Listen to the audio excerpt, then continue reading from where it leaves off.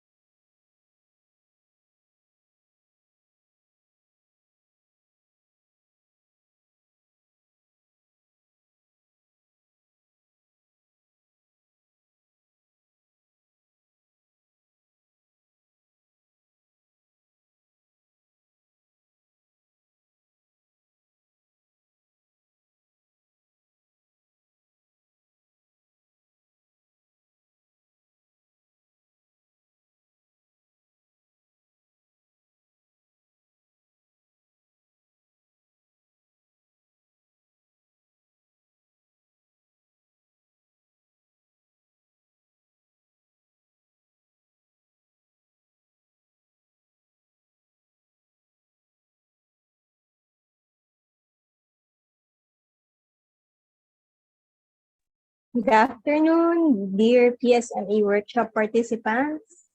So, kamusta naman po yung araw nyo? Pagkatapos ng kalahating araw ng session kaninang umaga, yung una nating session with Sir Nobel, no? Ako po ulit si Pat Carranza, ang inyong PSME Treasurer, last time PSME Secretary. So, welcome po sa ating PM session for today's first day of Songwriting for Education, a production workshop covering the various aspects of songwriting with education in mind. So this workshop is brought to you by the Philippine Society for Music Education, the National Commission for Culture and the Arts, and University of Santo Tomas Conservatory of Music. So ito pa lang po yung day 1. Yung ating day 1 ngayon ay online lamang po. So yung next 2 days po natin ay face-to-face. Ito po ay magaganap sa University of Santo Tomas Conservatory of Music, Recital Hall, Magnus Albertus Building. So kung di pa po kayo nakapag-register at gusto nyo pong pumunta sa second day at sa third day, so nakikita nyo naman po kung sino ang ating resource persons, naka-flash po sa ating screen. So scan nyo lang po yung QR code dyan at mag-register na po. Yan.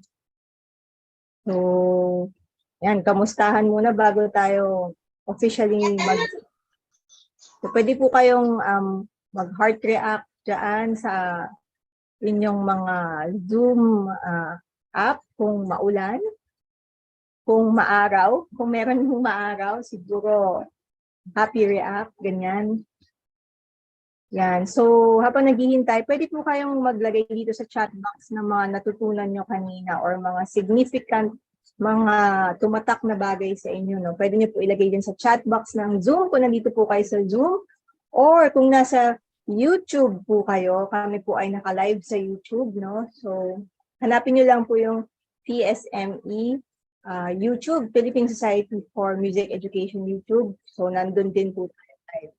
So, dun po sa mga kasama nyo at kasama nyo sa trabaho, kasama nyo sa bahay, or mga gusto nyo lang pag-sharean nitong workshop natin, nyo po ibahagi sa kanila yung YouTube ng PSME. Kasi hindi po lahat nakaabot sa registration, tsaka limited lang po yung yung pwedeng mapapasok sa ating Zoom link. Ayun. May mga nag-chat na ba ng ating significant learnings o kaya significant takeaways galing sa ating AM sessions? Chat nyo lang po dyan o kaya at sa ating wala pa nag-chat, sige, hintayin lang natin. Meron yan maya-maya.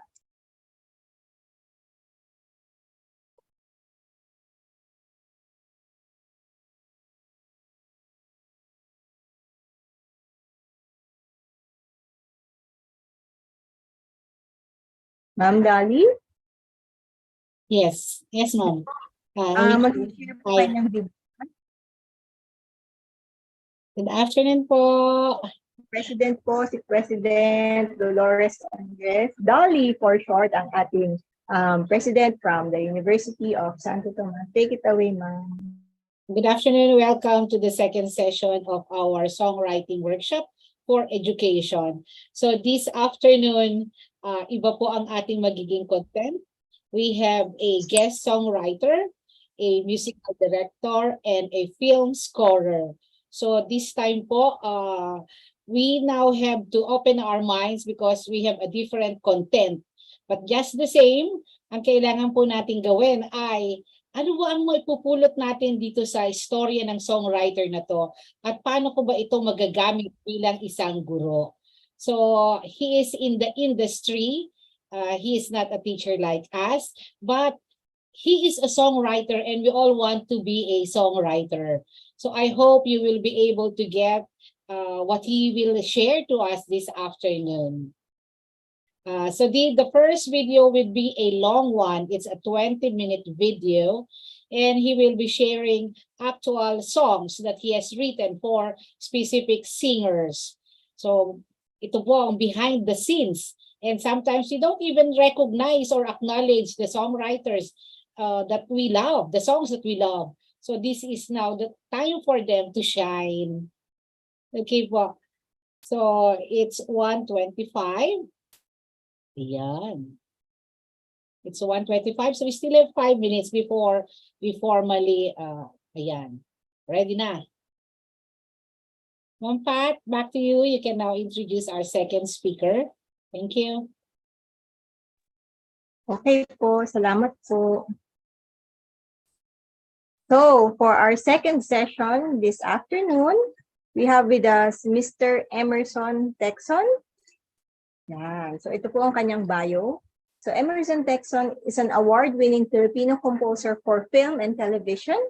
He is known for his work on the Breakup Playlist 2015, English Only Please 2014, That Thing Called Tadhana, wow, galing, no? 2014, Sonata 2013, and Mayohan 2010.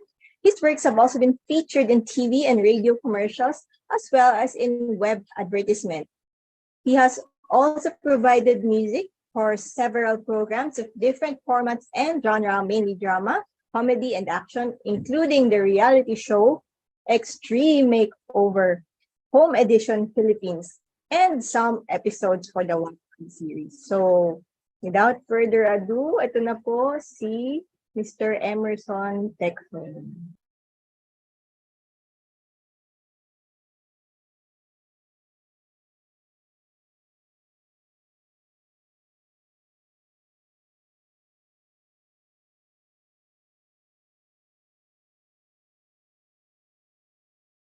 Wait lang ma'am, the first video is different. Wait lang po. The first video is si Jaya.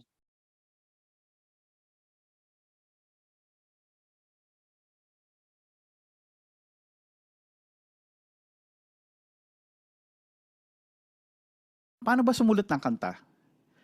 Siguro bata pa lang tayo, meron tayong mga experiences sa pakikinig, di ba? Pag nakarinig tayo sa radyo, pag gusto natin yung kanta, napapasayaw tayo, napapaindak, napapakanta tayo. Pag ayaw natin, wala tayong reaction, alam mo yun. Pero yung music, merong effect sa atin, di ba? Sa pagsulat ng kanta, dapat iniisip din natin yung gusto natin maging effect sa ibang tao pag narinig nila, di ba? So, simplihan lang natin. Siyempre, ito lang yung paraan ko, ito yung naiisip ko pag gumagawa ko ng kanta. Hindi ko naman sinasabing ito yung best way o ito yung only way. Siyempre, maraming paraan para ma-inspire ka, para mabuksan yung creativity mo. Pero, siyempre, ibang tao rin ako. Pag nakarinig kayo ng ibang insights galing sa ibang tao, mas marami tayong natututunan. So, eto yon. So, ako kasi, iniisip ko pag may kailangan akong sabihin na mensahe, para lang siyang ang kanta para siyang storya, 'di ba? May elements, 'di ba? Merong setting, may rising action, may plot, may climax. So parang ganoon din siya. Para ka lang din nagkukwento. Pero syempre in terms of music. So yun yung challenge natin. sabi ng iba, hindi naman ako nakakasulat ng lyrics, hindi naman ako nakakagawa ng melody. Siguro naging problema ng majority yan na gusto maging songwriter. Siyempre, accepted dyan yung mga, alam mo na, yung mga talented talaga, genius na. Anyway, ah lahat naman ng tao merong idea, merong gusto sabihin, pero yun nga, minsan hindi natin na-express sa paraan na gusto natin. So, siguro simula tayo sa basic. Um, ano ba yung gusto mong sabihin, 'di ba? Ano yung mensahe mo at ano yung gusto mong maramdaman ng listener pag narinig niya kanta mo? Gusto niya ba malungkot siya? Gusto niya ba makarelate siya sa'yo sa sakit? Alam mo yun? Gusto niya ba matuwa siya? So, simulan natin sa paggawa ng mga konsepto. Ano bang gusto mong sabihin? Anong gusto mong pag-usapan? Gusto mo ba, syempre ang pinaka generic at pinaka common na ano ay love. Pero ang love sobrang complicated. Merong love na masaya, merong love na hindi, at merong love na masaya at hindi. Pareho pinagsama, di ba? So depende sa'yo, ano yung gusto mo ikwento at paano mo siya ikukwento. So nung 2005, meron ako nasulat na kanta. Ang pamagat niya ay Night and Day. Okay, bakit Night and Day? Kasi ito ay tungkol sa isang relasyon. So may isang lalaki, may isang babae. Maraming opposites sa kanila. Yung paniniwala nila, yung mga paraan nila. Alam mo, yung sa everyday life na pwede nyo pag-awayan, pinag-aawayan nila. Okay? So, pero yung babae, siya yung nahihirapan, siya yung nasasaktan kasi mahal na mahal yung lalaki at ayaw niyang pakawalan. Kaya ako nasabing night and day, yun nga, kasi hindi sila magtugma. Parang patapos na yung araw, palabas pa lang tong gabi, hindi kayo nagtutugma kahit, nyari example, di ba? Pag uwi nung isa galing opisina, atat na atat yung isa, parang excited na makita siya, pero yung isa pagod. So itutulog na lang, samantalang yung isa naghihintay, parang di ba tayo sabay kumain, yung mga ganung bagay. I'm sure marami sa inyo nakarelate. So, night and day, okay. Concept na yon, night and day, okay. So sinulat ko to, point of view ng babae, siya yung nahihirapan. So, ang lyrics niya ay, what more can I say? I'm sick and tired of games that hurt we play. But I would have more to lose if you would go away. Memories of you just keep me awake. Okay. So lang discussion. Habang sinusulat ko yun, kinoconsider ko rin yung rhyme and phrasing ng lyrics. So nagsimula siya sa, sige, sulat ko muna yung mga ideas ko. Si babae ay nasasaktan na, ganyan. Ano bang sasabihin niya? Parang, wala na ako masabi. Kunyari yon, pero in English ko lang. Wala na ako masabi. Pagod na ako. Ayoko na ng ganito, pero mas malaki mawawala sa akin kapag natapos tayo. Parang gano'n. So, yun yung ginawa ko sa first verse. Okay, pag nagsusulat tayo ng lyrics, makakatulong din kung habang may naisip ka, isulat mo lang. Saka mo na siya ayusin, saka mo na lagyan ng rhyme. Kasi, katulad niyan, marami sa atin hindi pa nakakaisip ng melody, pero nandun na yung idea, nandun na yung gusto mong sabihin. So, isulat mo lang, tapos, kunyari, ang intention mo ay magsulat ng 2 verse. So, buo mo na tayong 2 verse. Parang, ano yung gusto mo sabihin sa first verse? Ito na nga, sinabi na nga natin na nahirapan yung babae. So, yung second verse, mas maganda kung ang sasabihin mo doon ay magso-support nung first verse. Ganyan. Tulad nito, sabihin ko na yung second part. Time will tell me why the thoughts of you would always make me cry. Maybe they remind me of your sweet, sweet alibis. Promises that you have turned into lies. Ayun, so ang sakit, 'di ba? Parang nagdadamdam si girl, 'di ba? So eto na, balik tayo sa title na Night and Day. gusto ko na siyang i-push, gusto ko na siyang i-emphasize. So gagamitin ko na siya sa lyrics ko, sa chorus, eto na 'yon. 'Di ba kanina ginamit ko siya na concept bilang magkalayo sila, night and day nga, 'di ba? Parang ibang-iba. Ngayon naman, gagamitin ko siyang literal, 'di ba? Ang lyrics ng song ay, "'Cause being with you night and day is what I hope and pray. It hurts me so to see you walk away." Syempre, point of view pa rin ng girl. Tapos, "I love you is all I wanna say. It makes you sweeter every day." So, syempre si lalaki nagiging sweet kapag ina-I love you ni babae, ganyan. Tapos, ito na yung mabigat na message. Parang, "If showing how I love you will make you stay, then I'd love you every day." Okay. So, syempre, inayos ko niyan, naka-rhyme na yan. Pero, maganda sana, ako, tingin ko para maging effective yung chorus, yung mga closing lines ng chorus ay, ano ba tawag natin doon? May may hugot, ayun. So, parang nabuo ko na rin yung song.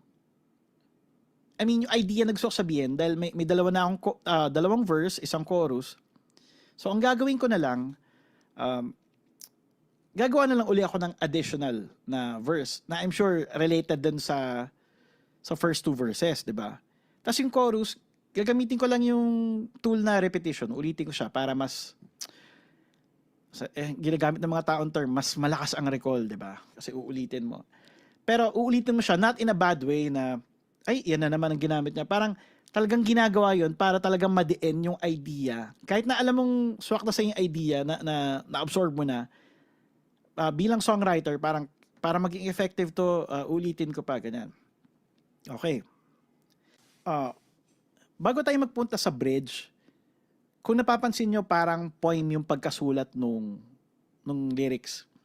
Kasi, gusto ko makuha yung good qualities ng poem, yung rhyme, yung sukat niya.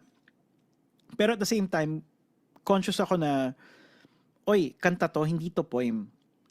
Ako kasi, personally, pag naisip kong poem, parang nagiging limitless siya. Ay, yung sa paggamit ng salita, parang, kaya mong gumamit ng malalim ng salita kasi okay lang yan, poem yan eh. Alam mo yun? Para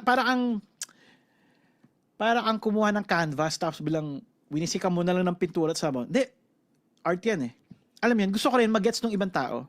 Hindi ko sinasabing mali yun. Ako lang, preference ko lang na ayaw kong gumamit ng sobrang lalim na tipong mapapagoogle pa sila. Alam mo yun, parang gusto ko yung natatandaan din nila, tapos yung nakakanta nila. Preference ko lang yun. Pero ikaw, kung gusto mong gawin, go. Sige, so ito yung bridge. Masakit na naman to. So, ano ba yung bridge? Tulay na nagko-connect ng, di ba, dalawang lugar para makatawid siya. So yung bridge, masakit na yung nangyayari sa verse at chorus, pero gusto ko pa siyang pasakitin. Di ba? Marami namang tools para sa paggawa ng bridge para effective siya. Di ba? Marami dyan. May modulation, mag-ano ka ng key. Ang pinaka common sa, sabi natin, pop music, di ba? Magmo-modulate ganyan, or pupunta siya sa isang ad-lib, pwedeng guitar solo, or instrumental, di ba? May interlude. Pero, effective din siya pag ginawa mo yun sa lyrics. So, ito na. Ang bridge ay, "Time will heal the wounds that we have both begun. The scars will show how far I've gone, how painful we have loved. I'll be here to stay until I die." Boom. So, yun. Yung sinasabi ko kanina na parang pang-close ng chorus na masakit, mas masakit to, parang nandito lang ako hanggang mamatay ako, di ba? Okay, yung concept na yun, na parang, ikaw, anong gusto mo itawag doon? Pagiging martir, pagpapakatanga, o kung ano man. Di ba? So, syempre, depende rin. Iba-iba yung interpretation ng tao dyan. Eh. Parang iba, pag narinig, ang tanga mo. Yung iba naman, oh, love na love mo siya. Alam mo yun? Bahala na kayo. Parang, basta ikaw composer ka. Diba? So, anyway, Um, last verse. Haba, ano? I never was like this. I never ever fell for your sweet kiss. But now, I'm sure it's everything that makes you sweet I miss. To spend my life with you is my only wish. Ayun. So, masakit, pero ano pa rin, si girl ay love niya pa rin, hindi pa rin nawawala yung feelings niya at gusto niya pa rin maging okay sila. So yun, kung susuriin naman natin yung simula first verse, tingin ko naman, coherent naman siya, di ba? Parang lahat sila related, lahat naman ay isang couple lang pinag-uusapan natin ito, parang alam mo, may imagine may household, ganyan. So, ayun, parang punta na tayo sa proseso. Ayan na. Yan. So, may lyrics na tayo, kompleto na. Ang next step, kung wala pa kayong music, kung wala pang melody at chords, syempre, gagawa natin. Pero yun nga, hindi naman kasi sa lahat ng pagkakataon na una yung lyrics na naisip mo. Nagkataon lang na diniscuss natin yung concepts o parang kailangan ganito, sulat mo muna sa papel, ano yung mga ideas mo, ano yung mag-work, ano yung hindi, ano yung pwedeng tanggalin para ma-shorten to at mag-fit dun sa verse na gusto mo. Depende rin. So ito, in this case, nauna yung lyrics, tapos nung ginagawa ko naman to, habang nagsusulat ako, sinasabayan ko na ng chords para ma-imagine ko, mas matulungan ako. So, kung mag-work para sa yun, go for it. Ayun, so, syempre, ang next step, kung sure ka na dun sa melody mo and lyrics, tugtugin mo lang, tugtugin mo, kantahin mo. Minsan, syempre, mas maganda, ma-record mo siya, tapos papakinggan mo, alin dito yung kulang, alin dito yung pwede ka pang ma-improve. Ingat ka lang wag mag-overthink kasi minsan, ang ganda na nung nasulat mo nung first time, kumbaga first take, di ba? Ang ganda na nung naisip mo. Pero dahil may hinahanap ka, tapos parang lahat ng maisip mo, parang, di, palitan ko to. Minsan hindi rin helpful yung ganun. So, hindi ka matatapos, tapos yung akala mo okay na, yung pinapalit mo na bago, yung pala mas maganda yung una. So, makatulong din kung paparinig mo sa ibang tao para screen nila, para, syempre, mga tunay mga kaibigan, sasabihin nila, kung pangit, ganyan. I mean, alam mo yung pangit, yung sabihin, hindi siya appealing, okay? Wala namang pangit eh. I mean, hindi siya appealing, ganyan. Ba't ganyan? Kulang yung ganito. So, syempre, constructive criticism. So, makakatulong yun. Ayun, so pag na-produce mo na siya at maayos na siya, pwede siyang i-broadcast, ganyan. Kung album quality o kung ano man. In my case, itong kantan to ay pinasok ko sa isang artist. Tapos gusto kong i-share sa inyo ngayon yung final product. Enjoy.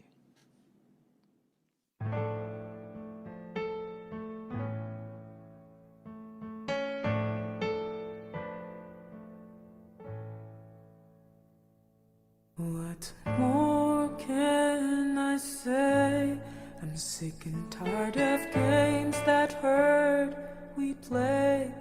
But I would have more to lose if you would go away. Memories of you just keep me awake. Time will tell me why the thoughts of you would always make me cry. Maybe they remind me of your sweet, sweet alibis. Oh, promises that you've turned into lies. 'Cause being with you night and day is what I hope and pray. It hurts me so to see you walk away. I love you's all I wanna say.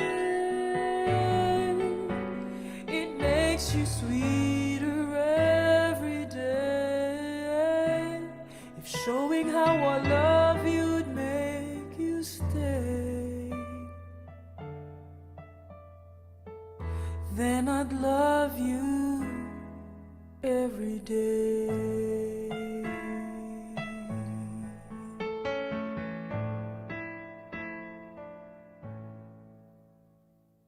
Time will surely fly, but never will the sparkle in your eyes. Every time I look at you, I just can't say goodbye. Believe me, if you go, I'd surely cry. 'Cause being with you night and day is what I hope and pray. It hurts me so to see you walk away. I love you's all I wanna say. It makes you sweeter every day. It's showing how I love you and making you stay. Then I love you every day.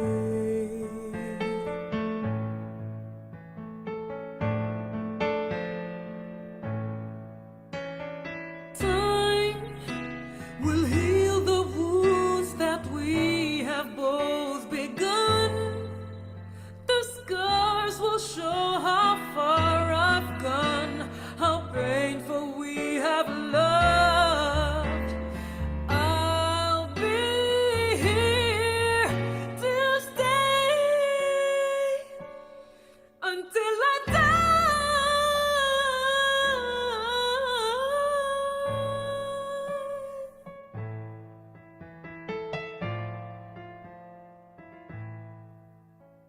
I never was like this. I never ever fell for your sweet kiss.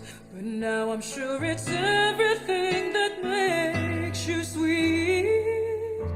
I miss to spend my life with you is my only wish.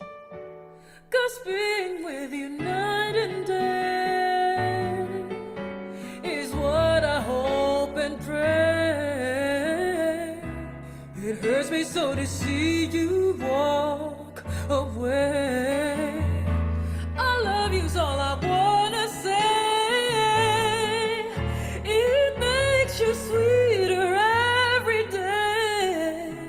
If showing how I love you would make you stay, then I'd love you every day.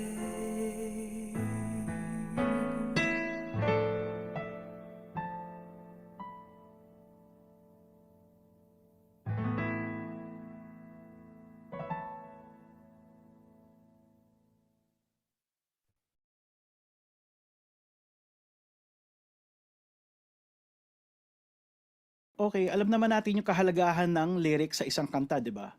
Kaya nga nagiging song ang isang song dahil nilalapatan mo siya ng words. So pag nagsama na sila, song na siya, di ba? Nagkakaroon ng panibagong perspective dahil bilang songwriter, nasasabi mo yung mga actual na salita, nagiging mas expressive, nagkakaroon ng iba pang means para makipag-communicate ka do sa listener. So sana wag natin ma-take for granted ang pagsusulat ng lyrics. At sa ilang taon ko nang nagsusulat ng kanta, syempre may ilan bagay na rin ako natutunan na minsan nag-work, minsan hindi. May gusto akong share sa inyo yung may nasulat ako dati ang pamagat na I Hope It's You. So ang lyrics niya ay, are you real or are you a dream? Are you true or not what you seem? So may pattern, di ba? Ganito ka ba o ganito? Ganito ka ba o ganito? So pinaglaruan ko siya. So tuloy ko lang. Because I've been here before, don't wanna hurt myself no more. Oh no, ganyan. Tapos, chorus na agad. Someone who feels for me, who's constantly in love with me, and cares for me. Someone who won't say goodbye. Someone who can change my life. I hope it's you. I hope it's you. Okay. Alam ko, masyadong cheesy, pero game. Next verse, inulit ko siya. Will you stay or will you leave? Shall I doubt or shall I believe? Diba? So parang ganito ka ba? Ganito ka ba? Tapos nagkataon, nahuli ko yung rhyme na gusto ko. So tuloy ko lang uli. Ito naman, repetition. Cause I've been here before, don't wanna hurt myself no more. Oh no. Tapos refrain uli, chorus. Someone who feels for me, who's constantly in love with me, and cares for me, someone who won't say goodbye, someone who can change my life. I hope it's you, I hope it's you. Okay.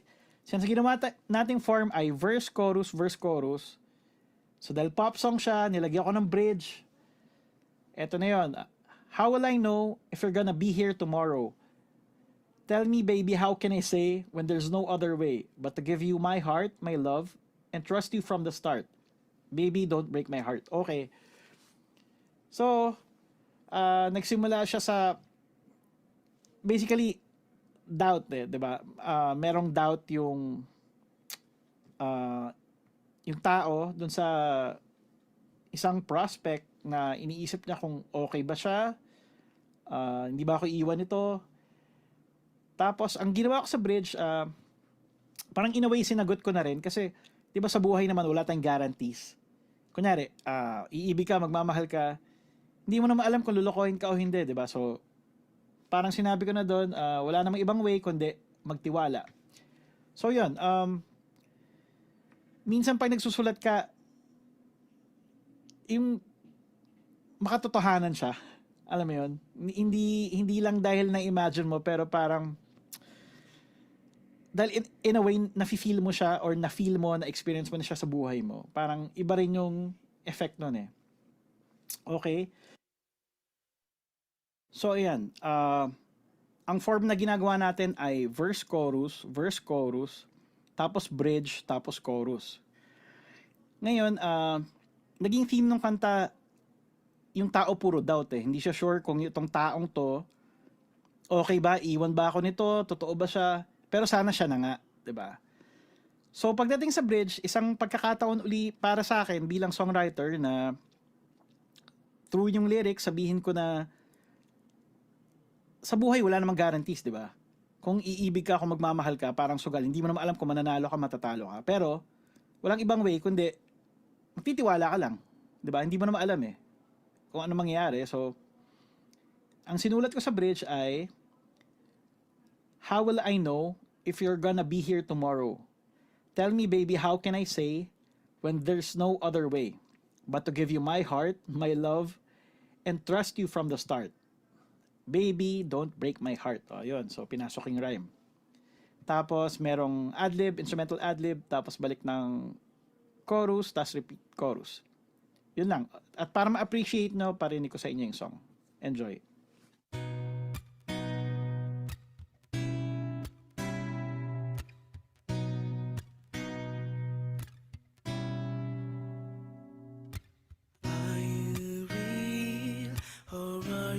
Dream, are you true? Oh, now what you seem, 'cause I've been here before. Don't wanna hurt myself no more. Oh no, no. Someone who feels for me, who's constantly in love with me and cares for me. Someone who won't say goodbye. Someone who can change my life. I hope it's you. I hope it's you. Ooh. Will you stay or will you leave? Shall I doubt or shall I believe? 'Cause I've been here before. Don't wanna hurt myself no more. Oh no, no. Someone who feels for me, who's constantly in love with me and cares for me. Someone who won't say goodbye. change my life. I hope it's you. I hope it's you. How will I know if you're gonna be here tomorrow? Tell me, baby, how can I say when there's no other way but to give you my heart, my love, And trust you from the start. Baby, don't break my heart.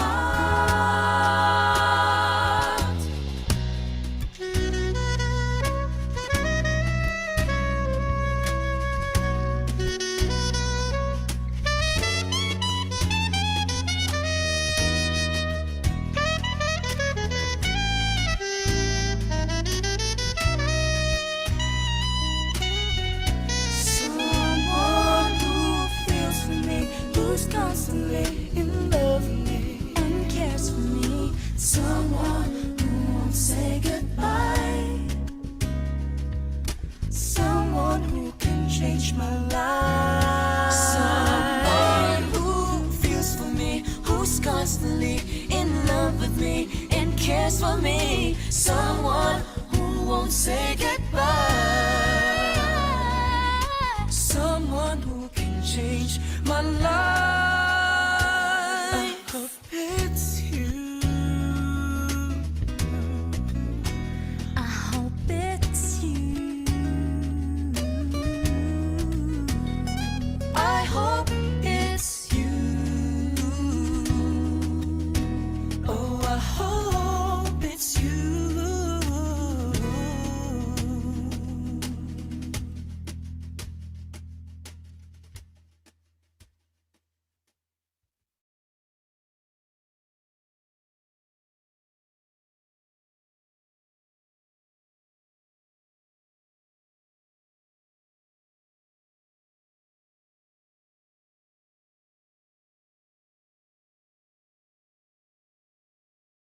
Hello. Okay. Before we proceed to the second video, Emerson, would Good you like afternoon. to come in first before we proceed to the second video? Yes, good afternoon po sa inyo lahat at salamat sa invitasyon. Sana po ay sa tanghaling ito ay mabahagi ko lahat ng kaya ko through kwento. Kasi naniniwala ako, I'm sure lahat naman ng gusto nyo malaman makikita nyo sa internet, pero etong share ko sa inyo mga unique na experiences ko. So, yun, sana may mapulot po tayo tapos magamit natin sa ating songwriting. Iyon. Yung mga videos ko po, nag-focus ako sa lyrics kasi, yun nga, para sa akin, di ba, kaya nagiging song ang isang kanta dahil sa lyrics. So, kumbaga pwede kayong maging songwriter, simula na kayo magsulat ng lyrics, tapos from there, ma-develop nyo yung music nyo. So, yun. Karamihan po ng mga i-share ko ngayon, actually, lahat ata ay yung emphasis ay sa lyrics. Yan. So yung pinlay kanina, I Hope It's You 2005, yung nag-sax doon, batch 2001 daw sa Aste. So, wala, nilagay ko lang. And about, kung may mga questions po kayo na based doon sa mga videos kanina, pwede nyo pong itanong sa akin ngayon. Yun po.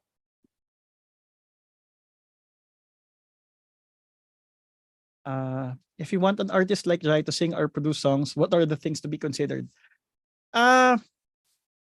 Syempre nagkataon nung time na yun, yan, syempre connection pa rin eh. Parang may isang producer ng Viva na nagtanong, parang may song ka ba dyan? Kasi si Jaya maglalabas ng album, gusto niya. Kasi ang title ng album niya ay Fall in Love Again. So ang theme ay mas senti, hindi siya yung mga upbeat, ganyan. So, ayun, have your demos ready. As in demo, parang record ka lang decent vocals and instruments. Kasi naniniwala ako kung maganda yung song, kahit hindi pa professional yung pagka-record nung kanta, nung vocals, nung instruments, maririnig mo na kung may potential yung song. So, yun lang po. Kung nag-aspire kayo na parang sana makanta to someday ni ganitong artist,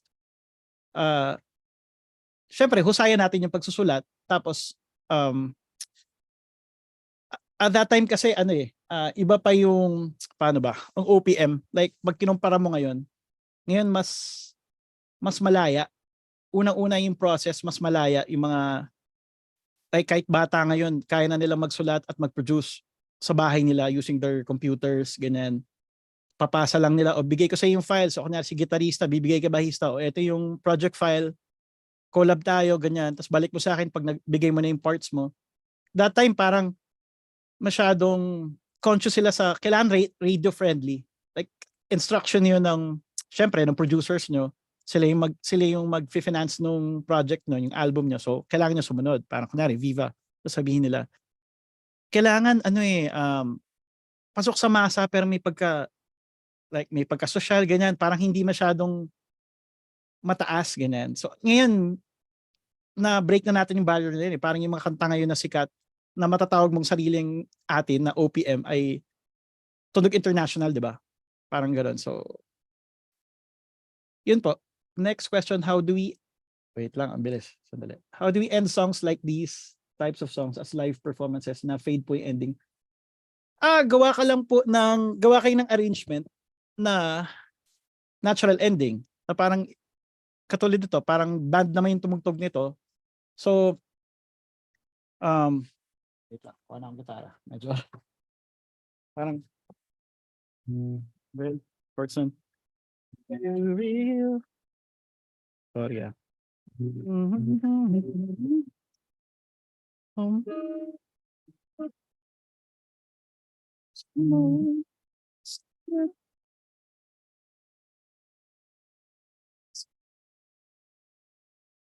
Pero, it's a natural ending lang. Yeah. Kung ako, ganun ko endingin siya. Pero kung pwede rin, pwede bumalik sa tonic. Pero pwedeng hindi. Kayo bahala. So,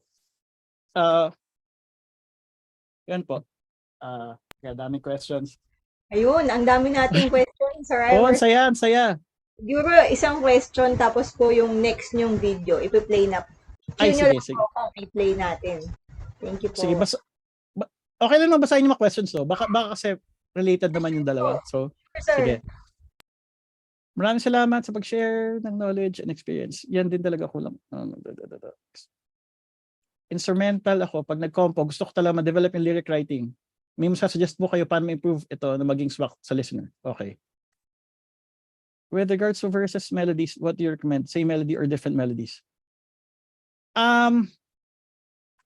Based dun sa, kung may marirecommend na I mean, suggest kung paano ma-improve. Parang, paano ka ba gagaling sa, like sa art, sa painting, sa drawing? Di ba, maging with an open mind, tignan mo yung gawa ng iba. Hindi para kopyahin, pero yung, ang dami mong matututunan. Like sa songs din, parang, ang simple lang nung ginamit niya na words, oh. Hindi siya malalim, pero sobrang tumagos yung meaning, ganyan. So,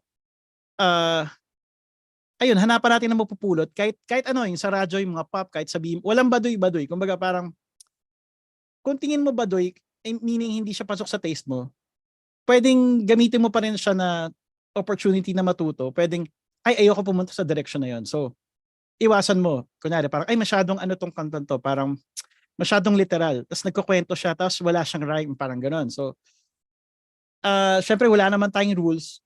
Pero, masasabi ko na merong mga guidelines para hindi lumayo doon sa goal natin or objective. Kunyari, syempre importante yun, start pa lang ng songwriting process. Parang, ano ba to? Novelty ba to? Kailangan ba funny tong, kailangan may punchline ba?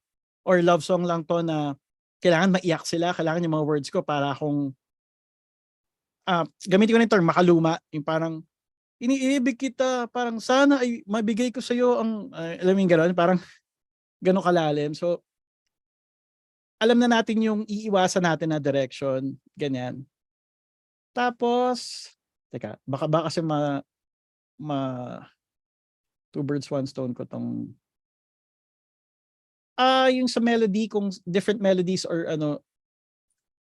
kung sa recall, yun nga, binanggit ko, parang, syempre, mas effective pag uulitin mo yung melody. Hindi rin ako fan nung may pop song ka, early pa lang sa kanta, mag-adlib na.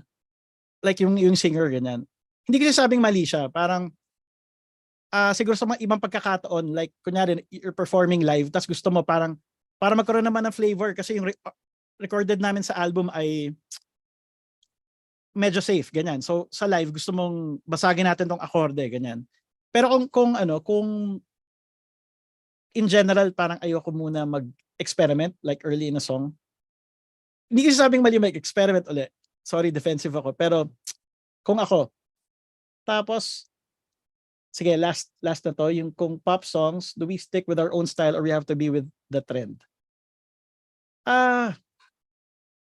Syempre, sasabihin ko, magpakatotoo ka. Mahirap yung hindi mo naman music, pero yun yung ipipilit mong ibigay sa tao. Kasi kung ikaw mismo hindi ka happy dun sa gawa mo, parang ano yung na-expect mong magiging happy ba yung iba dun? Parang, siguro, pagdating sa ibang music na hindi talaga natin, sabihin natin first love, yung music na to. Itong genre na to, medyo hindi ako dito. Pwede naman natin silang gamitin para pulutan ng ng aral. I mean, ng tips or ng anything na makatulong sa atin sa pagsusulat natin. Like, alam mo yun. Pero dahil nga unique ang isang kanta, sabihin natin lahat ng mga themes ginamit na, yung love, ginamit na, yung mga progression na 1625, ginamit na. Pero nagiging unique yun kasi pag nagsulat na tayo ng bagong storya, na storya ng buhay natin or storya ng ibang tao na alam natin, tayo lang nakakaalam, parang gano'n, nagiging unique siya. So, I guess, ibang mundo rin kapag yung may personal touch, di ba? Yun yung dinevelop mo. Yun po. Thank you, Sir Emerson. So, Yeah. dun sa dalawang video kanina, no, ang dami na nating napulot. So, continue na po tayo sa Game Boy. Ayan. Kailangan bang bigay intro? O sige, Game Boy. Sige po, konting intro. Sige. Sa inyo na hindi po familiar, ang Game Boy ay isang BL series na sumikat nung panahon ng pandemic.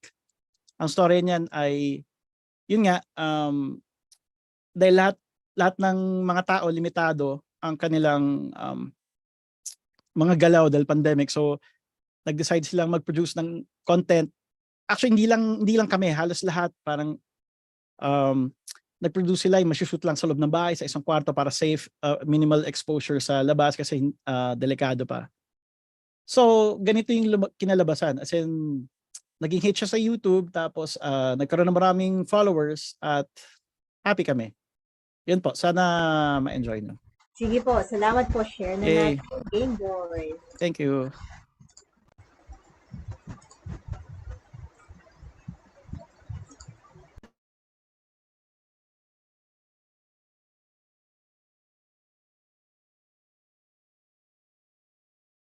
Noong panahon ng pandemic, syempre isang napakalungkot na panahon para sa ating lahat.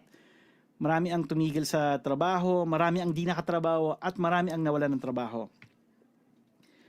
So para hindi tumigil yung sa industriya namin, para hindi tumigil yung hanap buhay ng iba, merong mga director at producer na nag-decide na mag-shoot ng content sa loob ng bahay, sa loob lang ng isang kwarto para minimal yung exposure kasi delikado pa nga.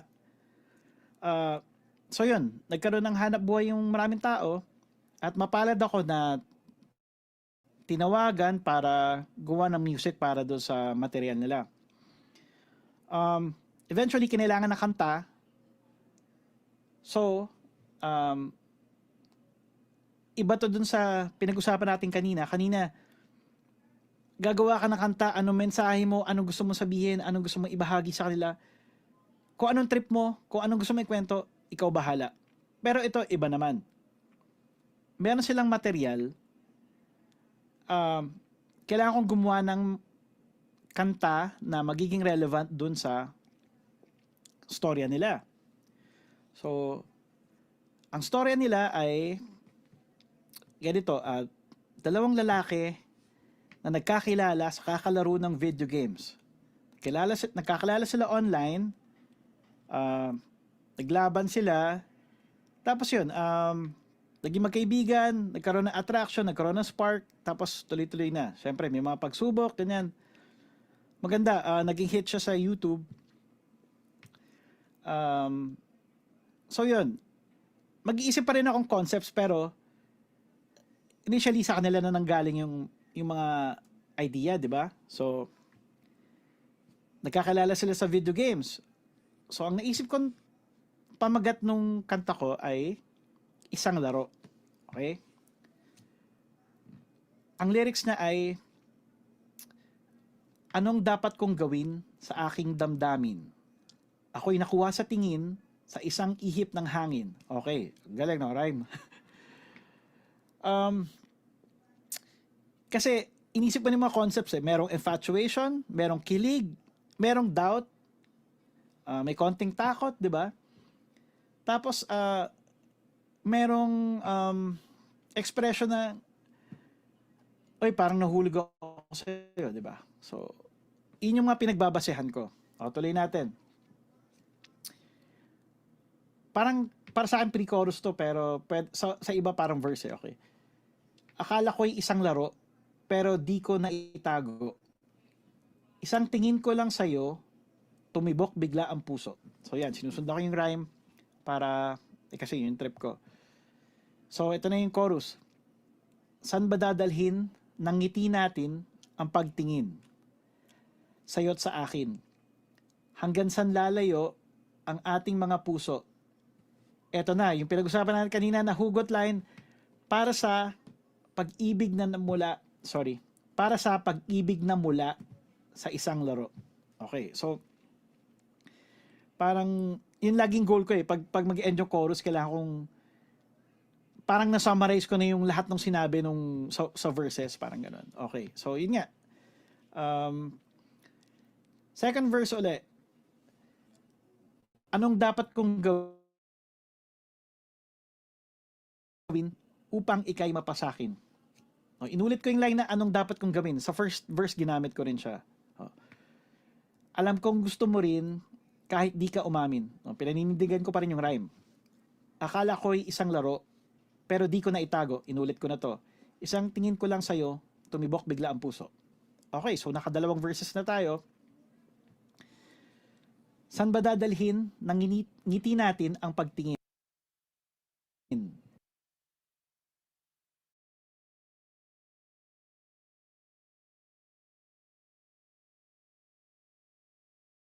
Sayo't sa akin. Hanggang san lalayo ang ating mga puso para sa pag-ibig na mula sa isang laro. Okay, yun. Tapos outro, para sa pag-ibig na mula sa isang laro. Pero mas ma-appreciate nyo pag narinig nyo to. So, pakinggan nyo pala. Ang dami-dami mo sinasabi. Rematch na kasi. Sige. Pero sa isang kondisyon. Taka naman itong arte. Ano nga yung kondisyon? Liligawan kita.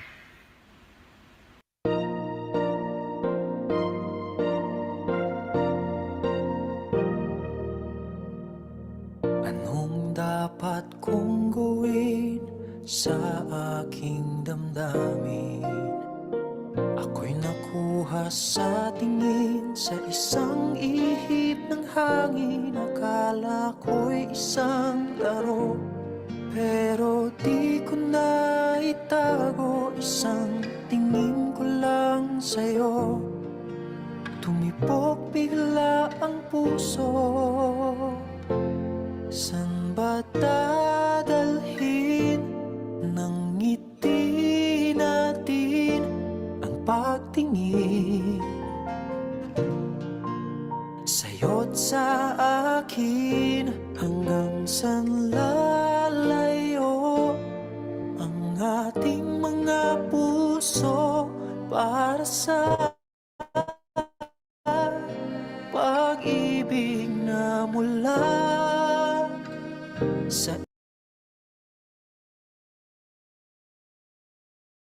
isang laro.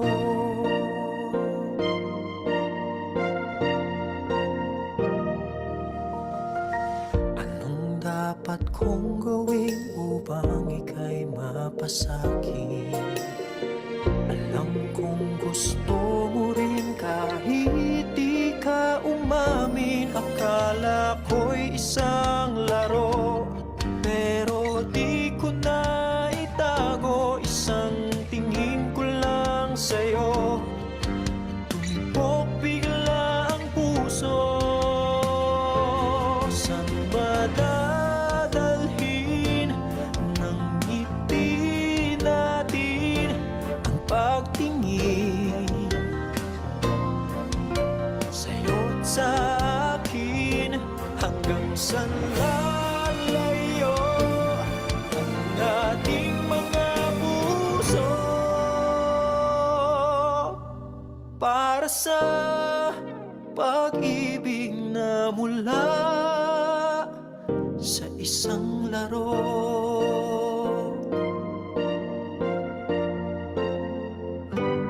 Para sa pag-ibig na mula sa isang laro.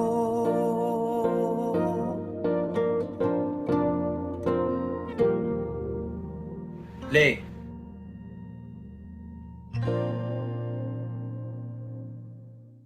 Yun, grabe. Grabe yung panahon ng Game Boy. Sobrang saya nun. Kasi masasabi ko, honestly, sa sarili ko na nag-grow ako bilang composer ng mga panahon na yun. So una-una ipit sa oras. Pero yung binigyan ka nga nila ng material, may kailangan kang sundin na tema. Pero binigyan ka rin nila ng freedom na, alam mo yung sa creative process, sobrang, hindi kayo nag-uusap. Alam mo yung, pag pinasa ko na dun sa bibigay ng comment, pero hindi sila nagbibigay ng restriction. Ang sarap, ang sarap.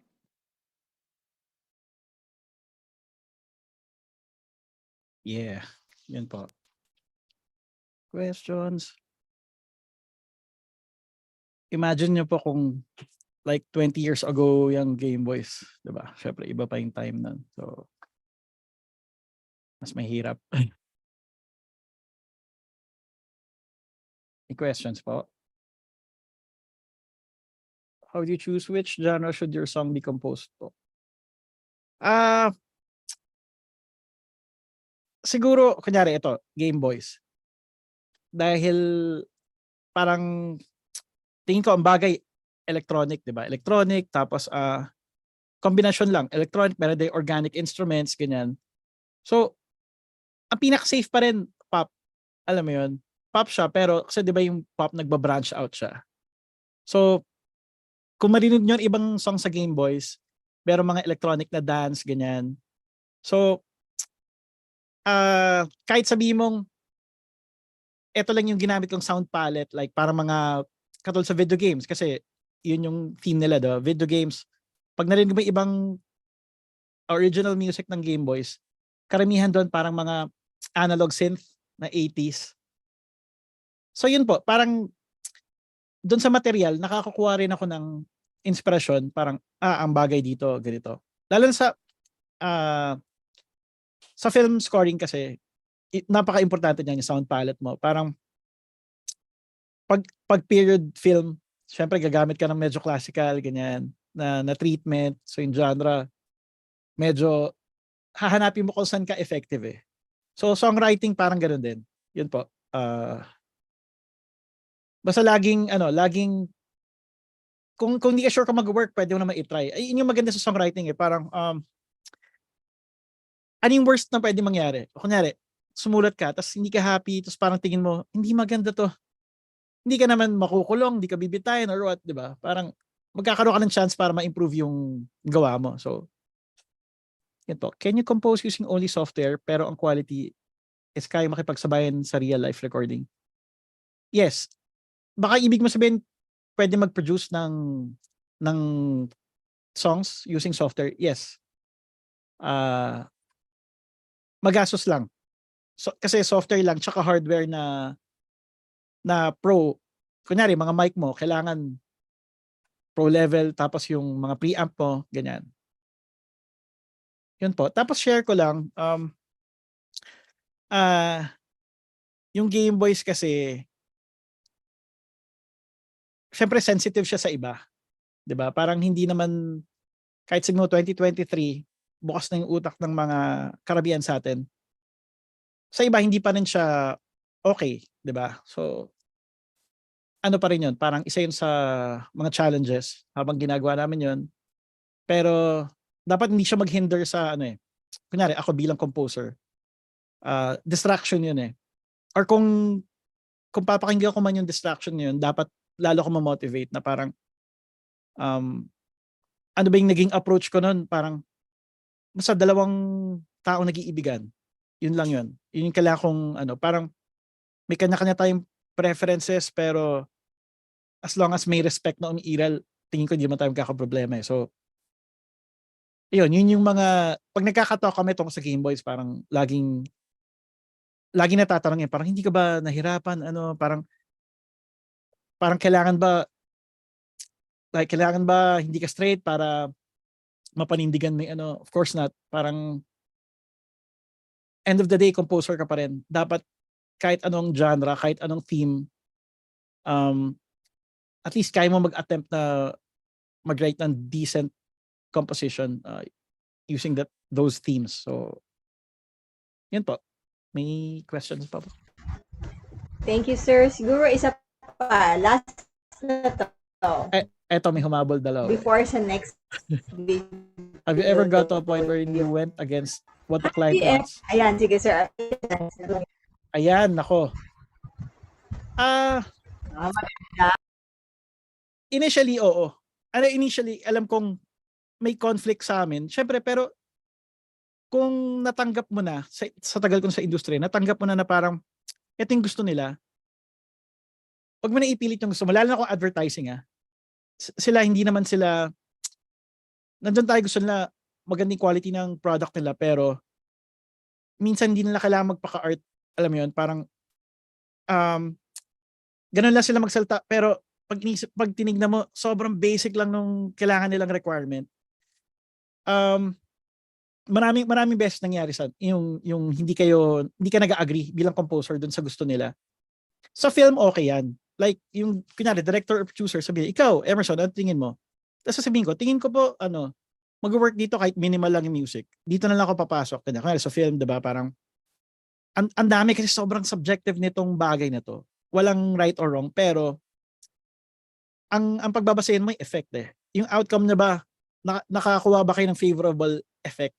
Kunyari, na-move ka ba nung ganitong klaseng music, sobra minsan, ayoko yung gagawin, pag sa film, ayoko yung gagawin ko na lang kasi yun yung gusto nila. Parang, sige na nga, para ma-approve na. Parang, pero syempre, gagandahan ko pa rin, pero, alam mo yun, parang, bilang musikero, parang, mas maganda tong una kong ginawa, yung una kong pinasa, hindi naman dahil tamad akong mag-revise, alam mo yun. Pero minsan yung, wala sasakay mo yung taste nila eh. Yung parang, ayoko naman sabihin na, wala, magpatugtog ka ng culture down eh. Kung pinapakinggan naman ng director, puro, alam mo yun, ang layo naman dun sa ginawa mo. Pero kailangan mo rin matutunan yun nga, bilang songwriter at composer. Kasi paano kung, yun nga, kunyari, minsan may mga novelty na, kailangan matawa tayo, ganyan. Kasi, itong eksenang to ay may ganitong characters, ganyan, kailangan effective yung pagpapatawa nila, tapos makakatulong din yung song. So hindi mo pwedeng sabihin na, hindi dapat may contrast kasi, alam mo yun, parang, kaya nga, ngayon naintindihan ko na, kaya nga may producer, creative producer, executive producer. Okay, executive producer, sila may hawak ng pera nyo, parang, sige, magkano ba mag-produce ng isang pelikula? Ito, lalabas ko yung pera, tapos papadaanin niya sa line producer, na siya yung, kukunin ko si ganito kasi okay yung trabaho niya pero hindi siya masyadong mahal, ganyan. Tapos yung creative producer, siya na yung katunggali mo sa sa mga, sa music, sa melody, parang hindi ko gusto yung, minsan ganito, as in, ganito yung sasabihin nila, cello ba yun, naririnig ko? Parang tanggalin mo na lang, tapos yung, wag ka nang pumalag, wag mo nang i-correct, kunyari, parang may trombone doon sa siguro mga 20 years ago pag sinabi niyon, wala pong trombone dyan, parang French horn niya. Alam mo yung gano'n, syempre hindi ka na magiging pilosopo, pero yung tinatry naman nila mag-communicate sa'yo. So, kung sa advertising, wag. Pero, yun lang, masasabi ko, parang, kaya nga, tama yung term na ginamit mo, client eh. Client sila. Pero pag sa film at sa TV, team kayo eh. Di ba? Parang happy ako na kinuha niyo ako, pero sana, may say din ako. At least sa music, di ba? Kasi yung iba, sa ibang tao automatic yun, pero sa industriya, hindi sa lahat ng tao, ganun sila hindi teammate touring lang sa'yo. Promise. Sa tagal ko na sa industriya. So, ayun, last na lang to. So for analog synth, do you just use built-in synth in your keyboard? If yes, may I know what keyboard are you using? Gamit ko ngayon software eh. Karamihan doon, Arturia at Reason. So, sobrang lawak nun. Ginagamit yun ng mga professionals ngayon. Tapos may konting output sounds, ginagamit ko rin. So, yun. Yun po. Ang next ata, yung kay Ice, no? Tama ba? Na video. Itong song na to, ayan, yung song na yan, nanalo yan 2008 best theme song sa MMFF. So, swerte ko si Ice pumayag. Si Ice pumayag. Panahon na para malaman niyo, mahal ko siya. Alam naman ho namin yun. Mahal ko siya tulad ng pagmamahal ko sa iyong ina. Hindi ka tanggap-tanggap yan, Papa! Kung tayo'y magsisimula ng panibagong buhay nating dalawa na puno ng pag-asa, ang buhay ko ay sa'yo na.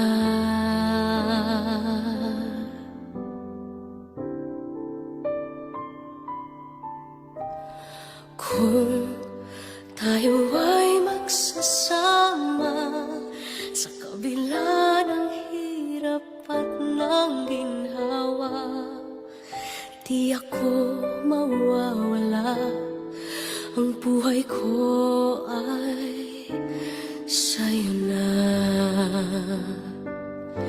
Hindi na bale ako ay masaktan, hindi susuko anuman ang dahilan. At kung sakaling magunaw man ang ating mundo, basta mahalaga, ang buhay ko ay sa'yo na. At hahamakin ang lahat, mabigay lang ang pag-ibig na tapat, lahat ng nararapat, ang buhay ko ay sa'yo na. Hindi na bale ako ay masaktan, hindi susuko anuman ang dahilan. At kung sakaling magunaw man ang ating mundo, basta mahalaga, ang buhay ko ay sa'yo na. Kung makapagsalita ka, parang ikaw ang eksperto sa buhay dito. Ikaw nga ang watak ang pamilya dito, di ba? Palibhasa, matagal na sira ang pamilya mo. Gusto mo ngayon pati pamilya ko wasakin na rin, di ba? Nag-aaway na yung mga anak natin. Walang may gustong sumuko, walang gustong magbigay, walang gustong magpakumbaba. Ramon, kailangan mong tulong mo. Hindi na baling ako ay masaktan, hindi susuko anuman ang dahilan.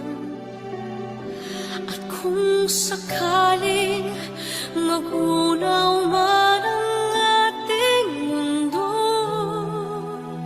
basta mahalaga, ang buhay ko ay sa'yo na. Bakit?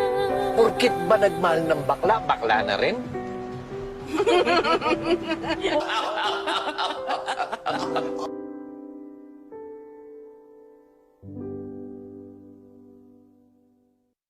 Yay.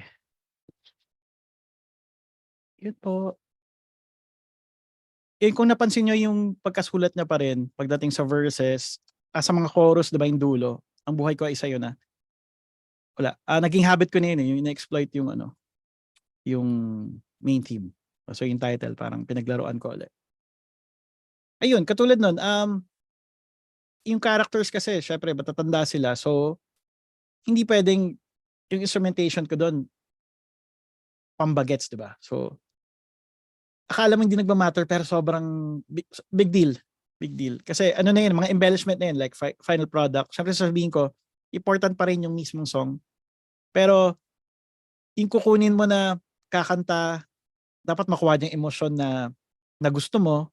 Tapos yung instruments dapat angkop naman dun sa tema mo na malungkot, ganyan. So, little things, pero malaki yung effect.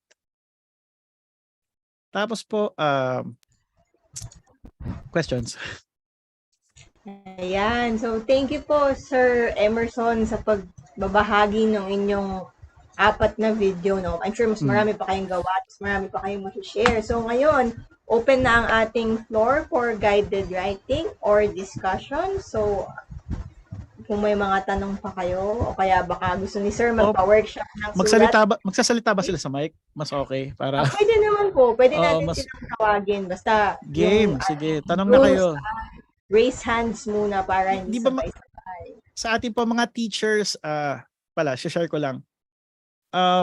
Huwag kayong ma-discourage na magsulat kasi lahat naman tayo nanggaling sa ito, aminin ko kasi wala namang, alam ko, hindi naman natuturo yan eh. Kasi 'di ba parang mahilig ka sa music, nakikinig ka ng music, so na-appreciate mo siya. Pag ikaw gumawa ng sarili mong music, 'di ba, parang unique siya na damdamin mo, nakasulat ka, parang hindi naman mahirap magsulat kasi lahat naman tayo may iniisip, lahat tayo may storya, 'di ba? Pwede magsimula tayo doon kahit wala mo ng melody at chords. Parang siguro sa ating magsisimula pa lang magsulat ng kanta, parang kunyari may student ka, tapos sabihin ng student, paano ba magsulat ng kanta? Parang hindi rin masama na sabihin mong we can learn together, di ba? Parang pareho tayong start ng pero dahil mga educator tayo, mga teacher, parang kayo pala, hindi ako. Meron ka nang alam na mga guidelines para alam mo na yung sa music, ganito.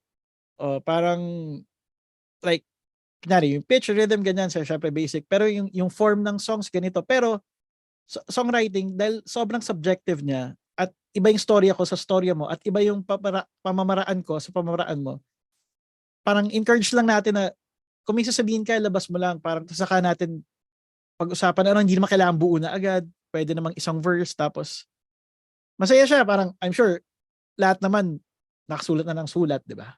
Sa inyong mga niligawan o kung ano man, mga ganyan, mga love letter, mga diary. So, yun lang yun. Para ka nagsusulat ng buhay mo or buhay ng iba or mga iniisip mo, nakatang-isip o naman. Parang game, labas na lang. Yun po. Yun po. Walang rules. Meron tayong tanong mula sa YouTube, si Faye S. As a songwriter or composer, yung buong arrangement ng song po ba comes from you? Or may mga external outputs din na galing sa iba to create a whole? Lahat nung... Wait, may tumatawag. Sorry, ano yung pala ito? Lahat ng kanta kanina na featured, ako naman nag-arrange nun. Parang, yung kanina, I Hope It's You, parang tinugtog lang ng banda, tapos parang pina-approve sa akin. Parang okay ba sa ito? Game na yan. Parang, may mga arrangement kasi na parang, kayo na bahala. Parang kung ano yung magiging tunog nyo, mas okay kung sa inyo magaling. Pero yung katulad yung sa Rainbow Sunset, yung sayo na, yes, ako po ang nag-arrange doon, ako po yung tumugtog ng piano, ako yung nag-orchestrate, ako yung nag-guitar.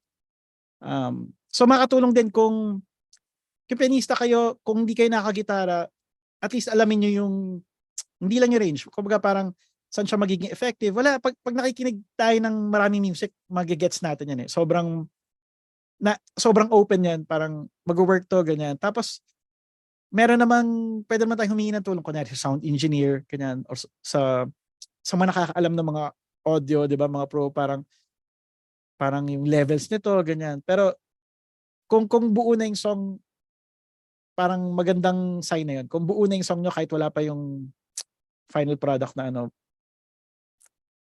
yun lang po. Next. Quality lyrics and melody and composition.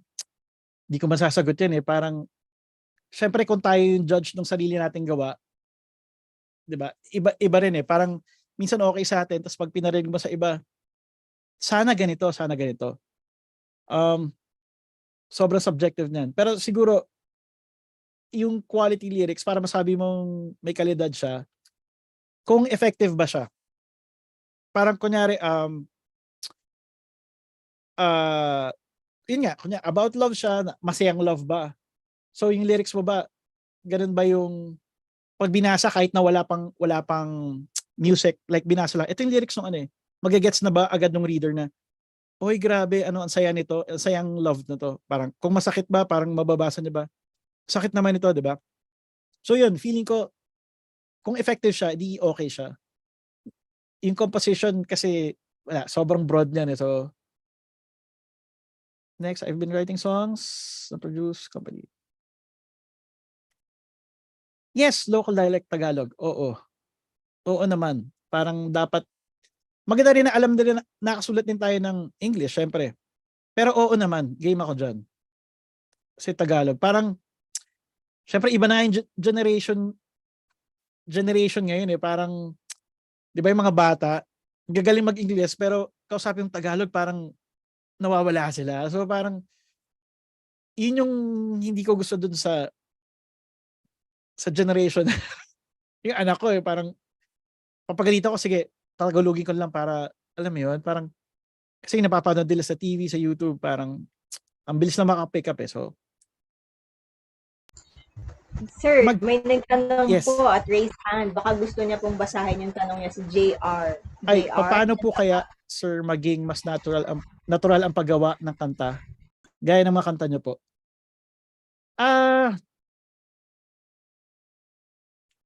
Siguro ano, ayun. Kasi, wag mo muna isipin yung mga restriction. Iba kasi yung, kunyari, bibinigyan ka ng guidelines. O, kailangan ganito. Sa character ni ganito yan. So, ganito yung point of view. Pero, isipin mo pa rin na, na open po sa lahat ng, depende sa'yo. Parang, ikaw pa rin yung masusunod. Kumbaga, meron kasi tayong mga biases eh. Kunyari, like ako, mahilig ako makinig ng jazz, ganyan. Pero dapat alam ko kung kailan ko ipapasok yung mga chords na jazz o ano. And usually sa work namin, hindi naman masyadong hinahanap. So, ganun. So, ang natural, parang, yung sa lyrics, parang ako ba itong nagsasalita? Parang ganun. Parang, kung ang point of view ng taong to ay sinasabi niya, parang ayoko mawala ka. So, parang situate ko yung sarili ko doon. Parang, paano ko ba sabihin na ayoko mawala ka? Parang, doon lang ba nagtatapos yun? Ayokong mawala ka. Parang, may kadugtong ba yun? So, nagkakaroon ng ano eh, ng flavor mo. Alam mo yun? Parang ng sariling treatment. So, yun po. Parang, so, syempre, ayokong, pwede ako ma-inspire sa iba, lyrics ng iba, music ng iba, pero, syempre, ayokong talagang directly kunin ko yung idea nila. Parang ganun. Parang dapat, pag maganda kunyari nakita ng iba, nakakalala po sa inyo na malapit sa inyo, uy, ikaw to nagsasalita. Parang ganun. Yung, para siyang ano rin eh, handwriting. Like, di ba, pag nakita mo, sulat ni ano to. Di ba? Parang, ano niya to eh, ganito siya magsulat eh. So minsan ganun yung mindset ko po. Na, ayun. Trademark, sir. Ano? Yes, in my case, yun nga, yung mga little things, kunyari, yun nga, sa chorus, ganun, yung uulitin ka, tapos, hindi ako takot mag-repeat ng mga lyrics. Kasi yung iba, napapansin ko, magsusulat sila, sobrang haba, tapos lahat ng verse, iba-iba, lahat ng chorus, iba-iba. Parang, may ganun din naman kanta. Pero,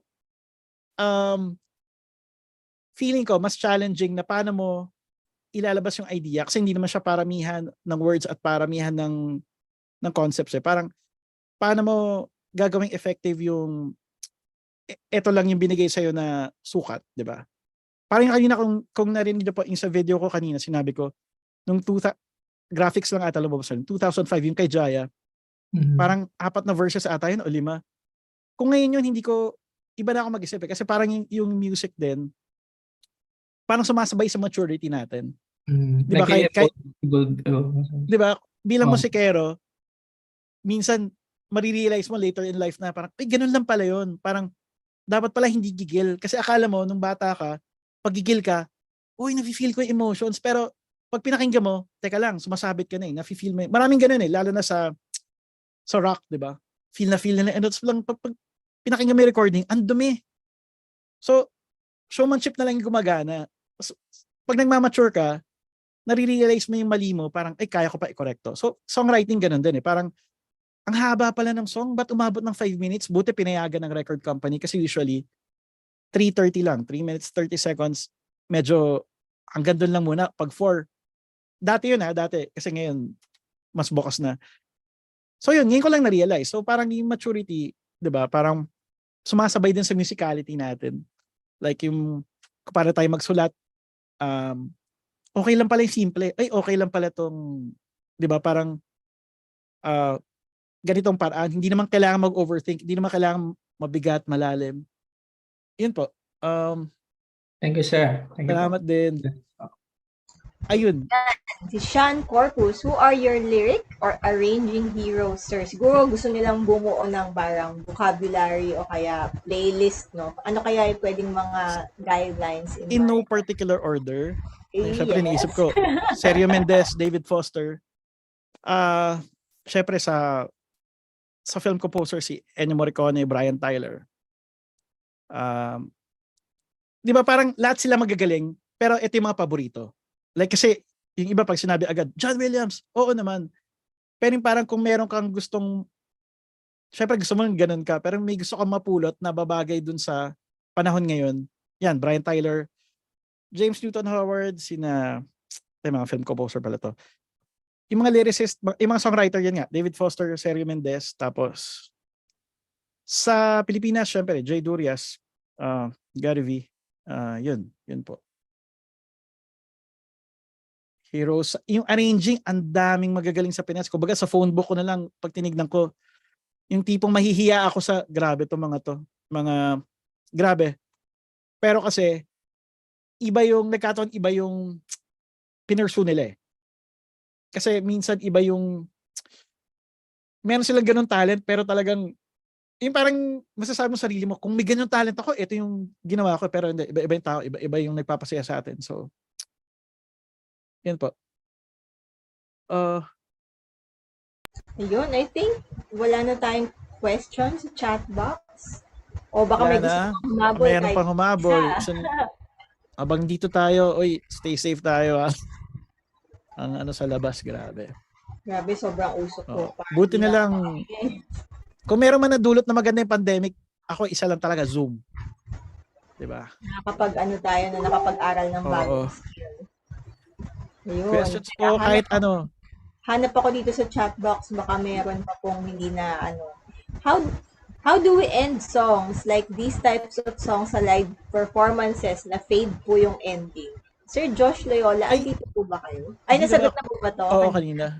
Okay po. Sige. Pero dahil wala tayong rules, parang, yun nga, kung literal tayo magiging hindi naman kailangan mag-end sa tonic, ganyan.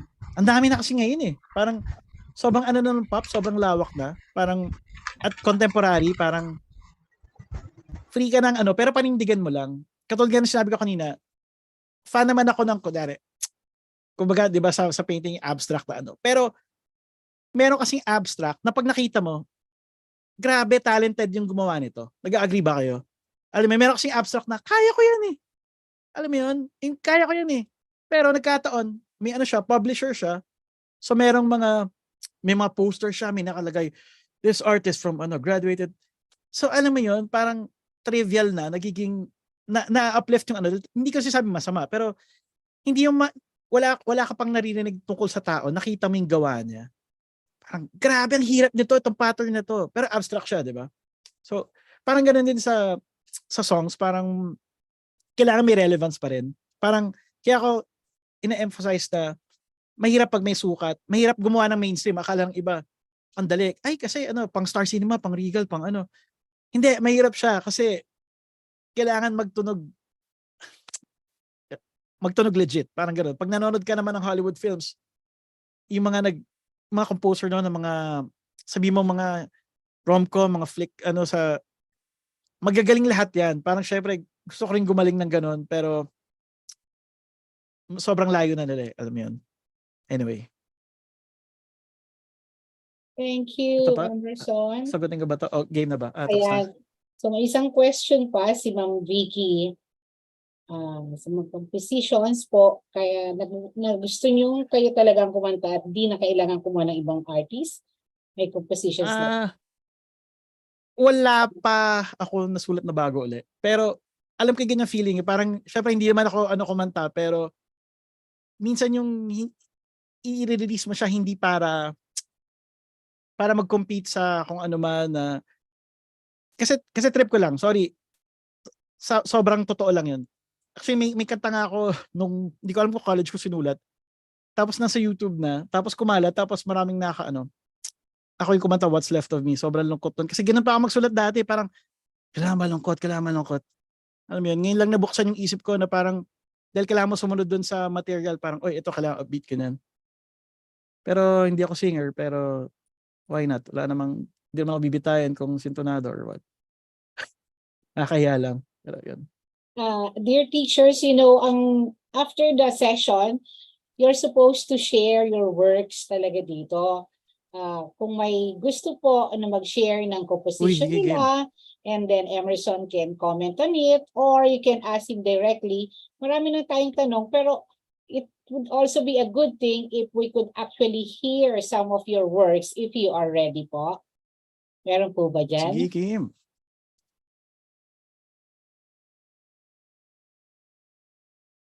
Ang mauna sa swertein habang buhay. Ayan, puro mga tanong lang. Live po ba? May nagtanong, live ba? Ipe-playback ba nila or kakantahin nila? Or Yeah, you can share it live. Pwede po. game, tayo lang oh. Tayo lang naman. Wow, YouTube leak daw. Habang naghihintay tayo. Yeah. Ayun, parang nawala po ba? Nawalan kami ng kuryente. Pero we're live back ulit sa YouTube. Ayan na po ulit.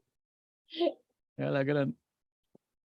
Para sa kaalaman po ng ating audience, Emerson is my first cousin. Yeah. First cousin ko po yan. Ilan taon ka na, Ate Dali? He's a guitar major and he used to play with the group, the Tribes, kung naalala niyo pa yon. Tribe of Levi, oh my God, grabe. Yeah. High school pa ata ako noon. Oo. Ayan, meron na si Sir Noel Angelo. Sige po. Is willing to share? Game.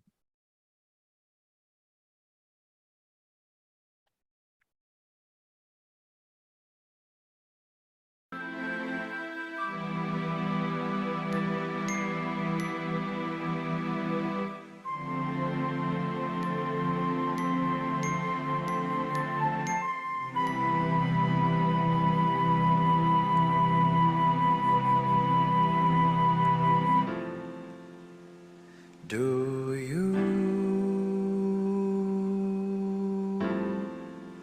remember those April, May that I had with you?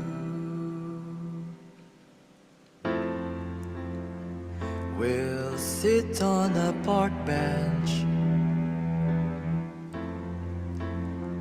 and talk all afternoon. And we would go home when the city lights shine with the moon.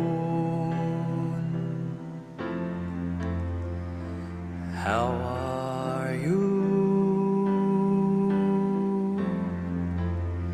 You must be doing well, but if you ask me how I'm doing, I won't lie to you. It's true that when you left me, time has froze my memory. I hope this melody will bring you back to me. Give romance a chance, come back to me.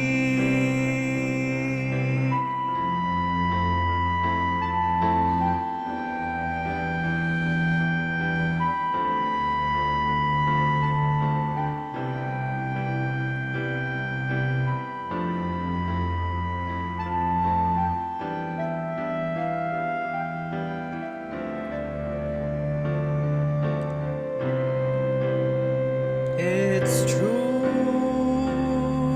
that when you left me, time has froze my memory. I hope this melody will bring you back to me. Give romance a chance, come back to me. It's true that when you left me, time has froze my memory. I hope this melody will bring you back to me. Give this love a chance, come back to me.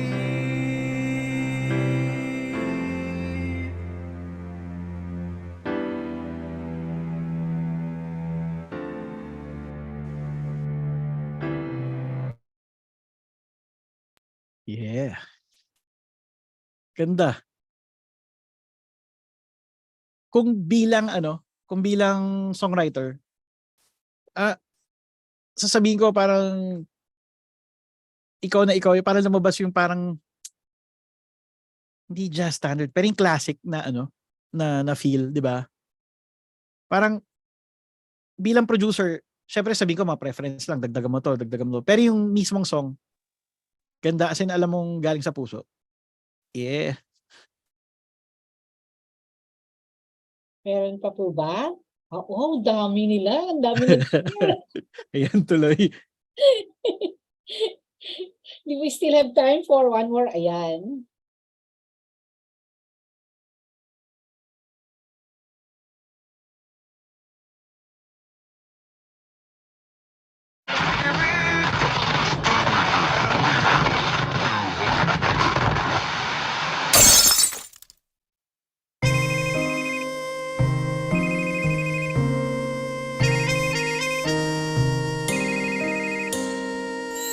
Bawat sandali, napapaisip, tunay ba ito isang panaginip? Hindi mapakali at tuliro. Pilit na inabot ang init sa tabi, mananabik sa hati ng gabi. Di ba't nabihag ka sa isang katulad ko? Wala man sa tamang panahon, ako'y inibig mo. Di ba't umibig ka sa isang katulad ko? Nais kong malaman mo, ako'y nabihag mo.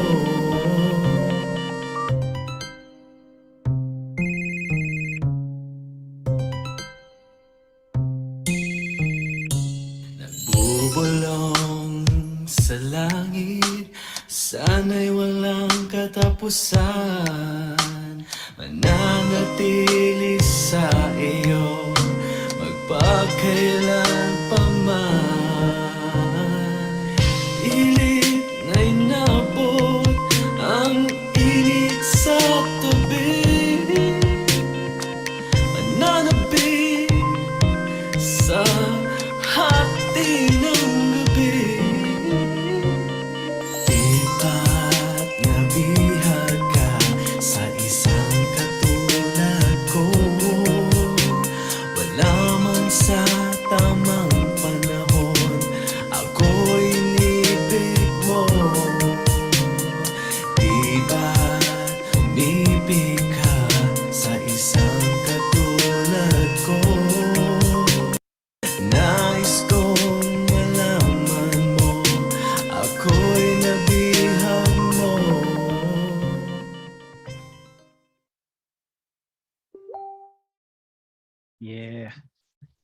yung dalawang songs na pinarinig nyo, songwriting wise, pareho naman sila nasa magandang direction kasi like yung lyrics na 'di ba inuulit nyo. Tapos yung mga pagdating sa chorus, kasi parang yun yung like itong huli, 'di ba yung una sinasabi mo yung nafi-feel mo, yung naguguluhan ka, tolero, ganyan. So I guess yun yung kunyari may storya ka, 'di ba? Magsimula ka sa isang sentence. Tapos hanggang sa nagkukwento ka na lang. Tapos kaya siya nagiging effective kasi yung structure, ganyan-ganyan, tapos inulit mo. So yun, ginagawa niyo na naman pala yun. Galing.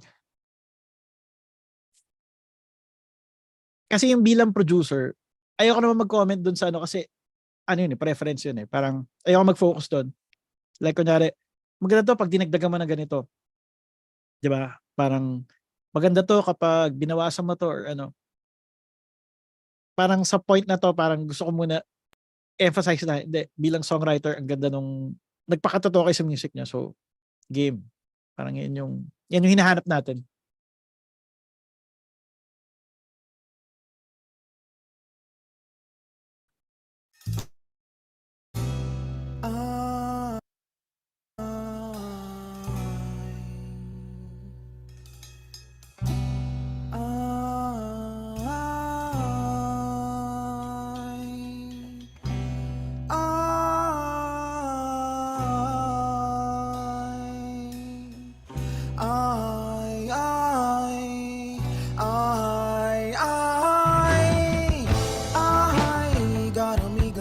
Kagabihan, uli ka rin kag imo pa initan. Ay, nasubuan ang akong baratyagan, uli ka rin kag imo palipayan.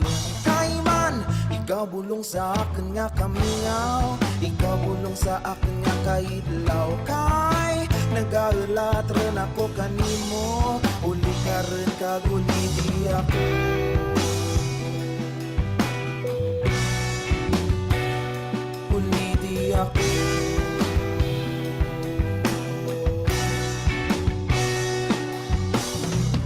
Di na manghabol sa maraming nga kagabihan, kay may kapan rin ako nga betken. Di na dyan sa kamali ko mag-isahan, kay ingat na tawas ta kaagahan. Matanday, bisan ang pa ako ang kapangalay, basta imawi lang ko dyan sa may balay pamuok. Kagtaway ang aking nga pagturog, bisan dyan kita sa may salog.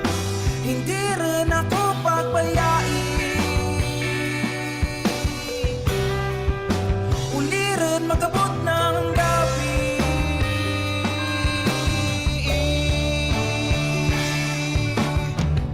Ay, garamig ang aking kagabihan, uli ka rin kag imo painitan. Ay, nasubuan ang aking baratyagan, uli ka rin kag imo palipayan. Kay man, ikaw bulong sa akin nga kamingaw, ikaw bulong sa akin nga kahidlaw. Kay, nag-aalat rin ako kanimo, uli ka rin kag uli di ako.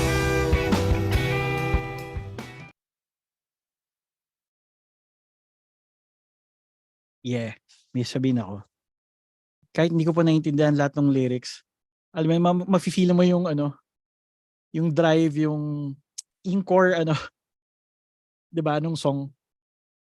Yun po, parang imagine nyo kung ibang klase yung areglo niya. Parang yung hindi siya, ano ba tawag, edgy, 'di ba? Parang so yun, nagma-matter po ang areglo. I mean, kaya ako sinasabi to dahil tinatry ko ma-figure out yung lyrics pero wala akong maintindihan, pero na-hook ako sa kanta. Parang nagigets ko yung tinatakbuhan niya. Alam mo yun, yung song.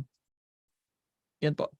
Yan, sir. Siguro last song na isi-share ko po galing kay DLS Mike. Sige po, saglit lang po.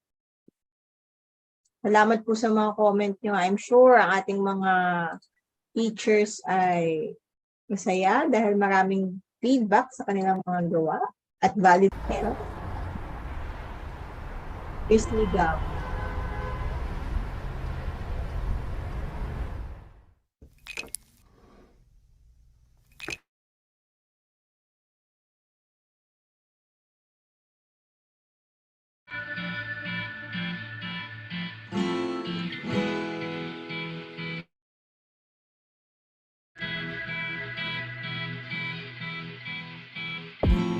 Nasaan na ba? Kanina ba ako naghihintay ni anino mo?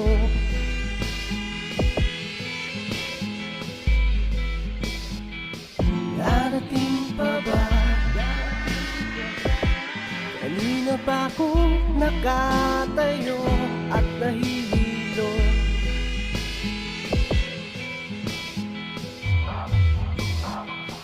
Umulan na umaraw, ubos na din sangkahang yosi ko. Tumiyak man at sumigaw, sawang-sawa na din si Marsa.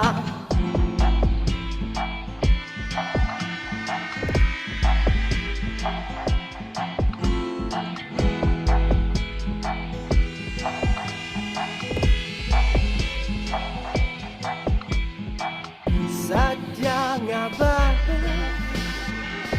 ang pag-ibig ay matamis lamang sa umpisa?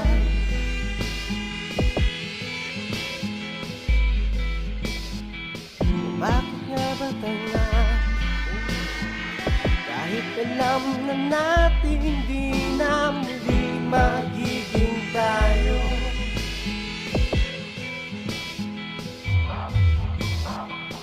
Umulan na umaraw, ubos na din sangkahang yosi ko. Tumiyak man at sumigaw, sawang-sawa na din si Marsa. Ulit-ulit, ulit-ulit, ulit-ulit, ulit-ulit.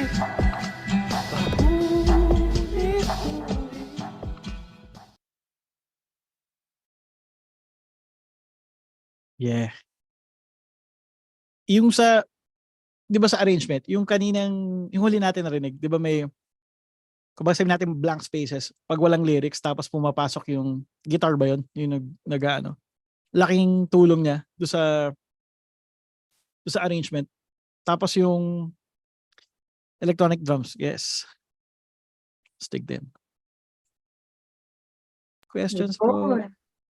So I think yun na po yung last na video na ma-share natin. Kasi konti lang yung oras pero ang dami nilang output. Grabe. So siguro po, saan nila kayo pwedeng ma-reach?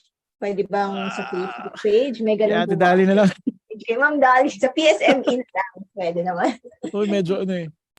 Good Sana- luck. Touch me if you can. Yan ang aming kantahan eh. Grabe. Sorry. Dali. Kasi, alam niya naman yung schedule.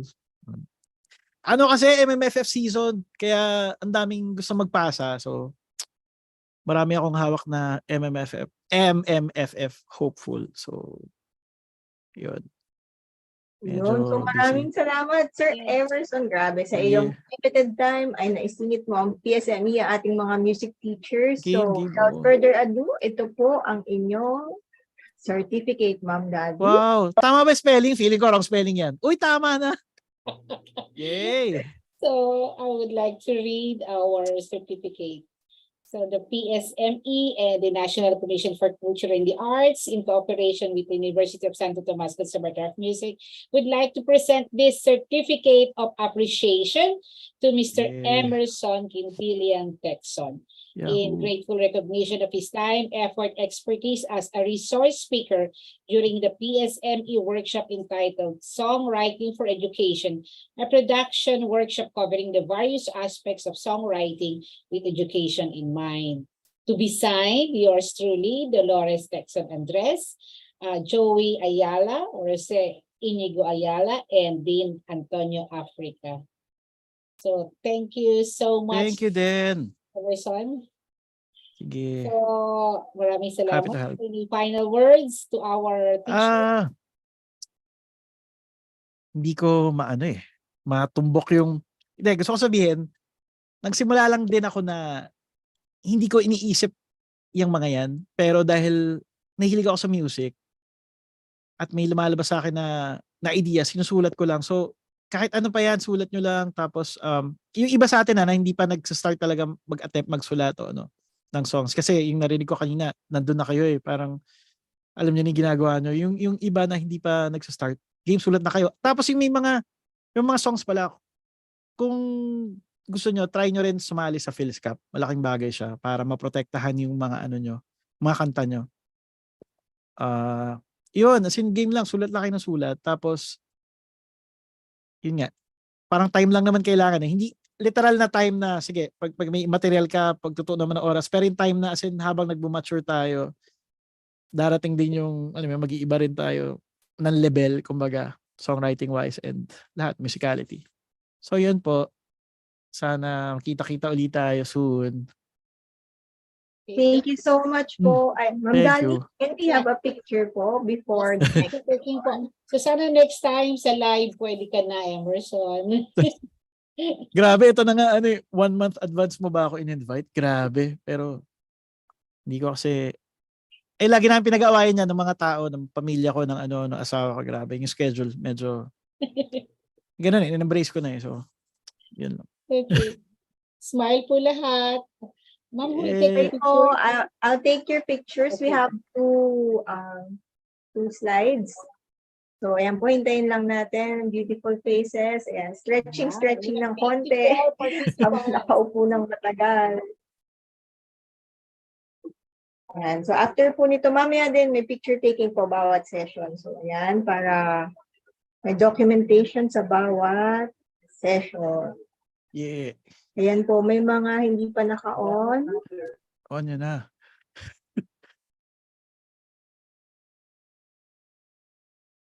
Okay, so, sige po. Yeah.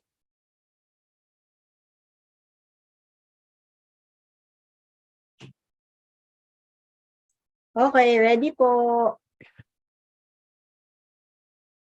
Okay, 5, 4, 3, 2, smile. First page. Saglit lang po. Okay po, second page po. Ready? 5, 4, 3, 2, smile lang po. Yeah. Okay, salamat po. Maraming salamat, Sir Emerson. Salamat din po. Po.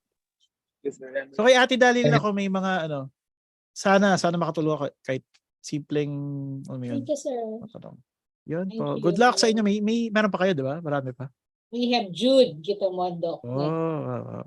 Sige. from Cebu.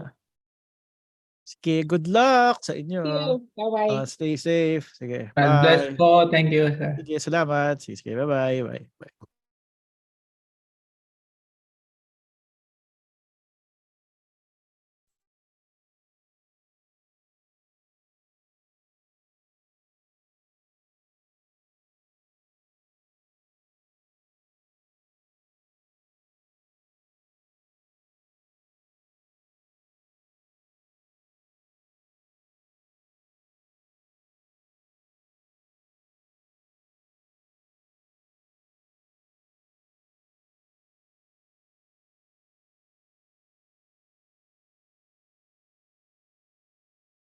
Okay, so for our next speaker for today, our last speaker for our first day out of the 3 days. So here we have Sir Jude Gitamondo. So he is a premier songwriter, record producer, and musical director who revolutionized the sound of mainstream Visayan music. He manages the independent record label Kadasig. Tama po ba yung pagkakasabi ko? Home of top Vispop artists like Kurt Pick, Jackie, Chang O, Caraga, and Jerica Chodorico. He received several awards, such as the Awit Awards twice for Best Ballad in 2007 and Best Inspirational Song in 2014. And the Himig Handog TFC Choice Award. TFC Choice Award, he was also the grand winner of the 28th Cebu Pop Musical Festival. He is an advocate of Bisaya music and founder and proponent of the highly successful Vispop songwriting campaign, alongside his recognition as the writer and musical director of the hit Bisrock Jukebox Musika Gugmang Giatay, and the songwriter and producer of the Bisaya hit songs Ha Ha Ha Ha Sula, and Pero Atikra. His songs have been recorded by established OPM artists such as Gary B, Regine Velasquez, Christian Bautista, Jed Madela, Eric Santos, Kyla, Juris, Nina, Piolo Pascual, Tony Gonzaga, and the band Tanya Markova. So without further ado, here's Mr. Jude Gitamondo.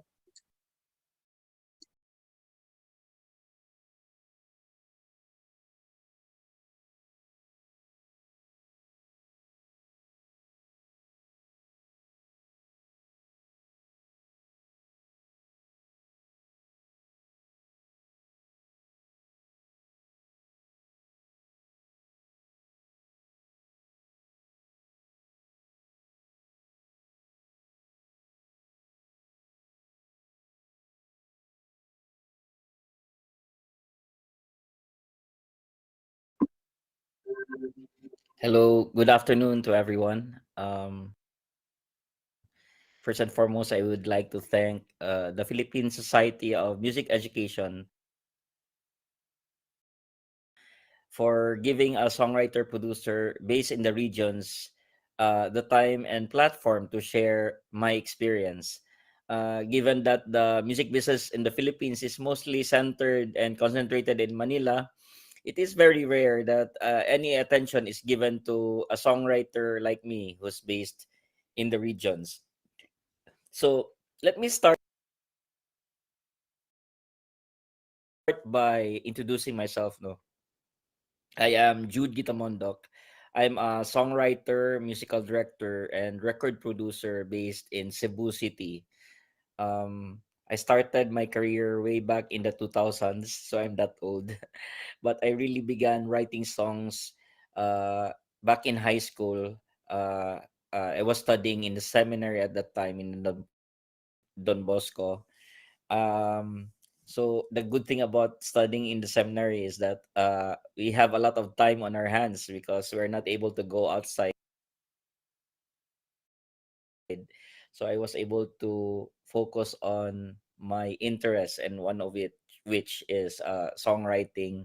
And in fact, the the Salesian priests who were our mentors in the seminary, they really gave me a lot of opportunities to to to improve on my writing, because for almost anything that we do in the seminary, we have a theme song. So if we have a parents day, we have a parents day theme song. If we have summer camp, we have summer camp theme song. So I was writing all of those songs when I was there. And so that really helped me improve on my craft as a songwriter. And so it's a no-brainer, when I decided to go out of the seminary. The first thing I did was enroll myself in the composition department sa UP Diliman Conservatory of Music, where I studied for just about 1 semester and a half. Um,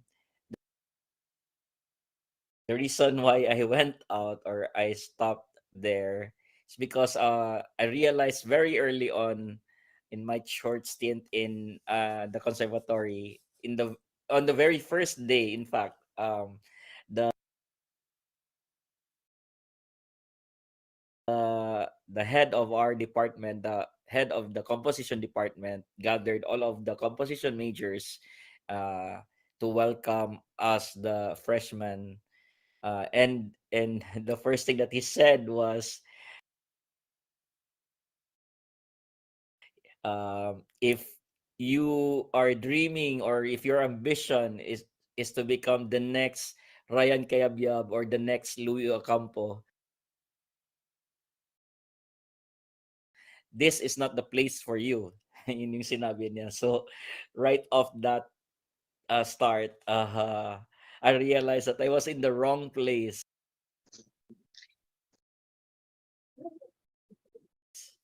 So we were studying kasi avant-garde music at the time. What we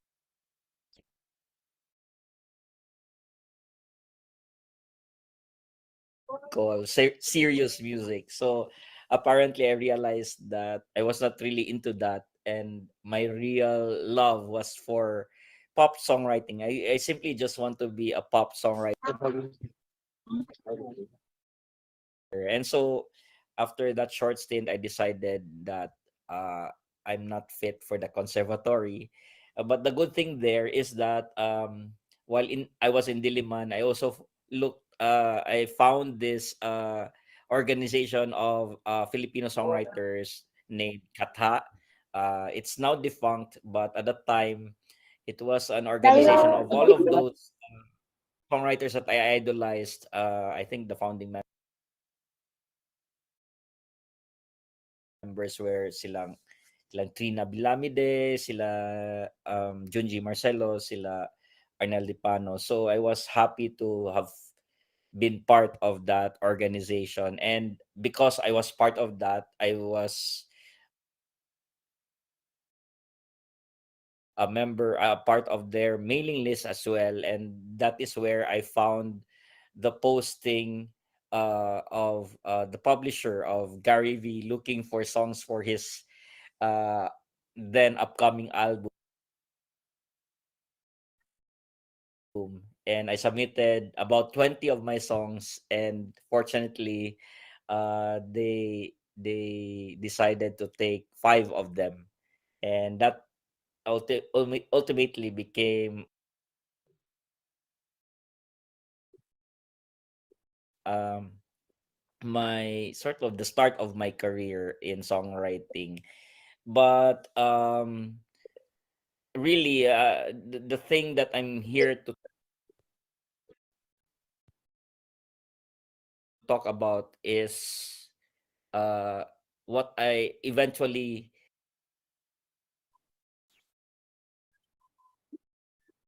did when I returned back to Cebu. And when I returned here, it is when I ultimately found my true calling, and that is the promotion of Bisaya music. I think this is what I'm most uh, kanang most um, known for, which is my work with Vispop. And I'll share with you a bit my journey in putting up Vispop. Actually, Vispop started out from my own experience joining a songwriting contest here in Cebu called Cebu Pop. Okay, so if there is Metro Pop in Manila, there is also Cebu Pop here in Cebu.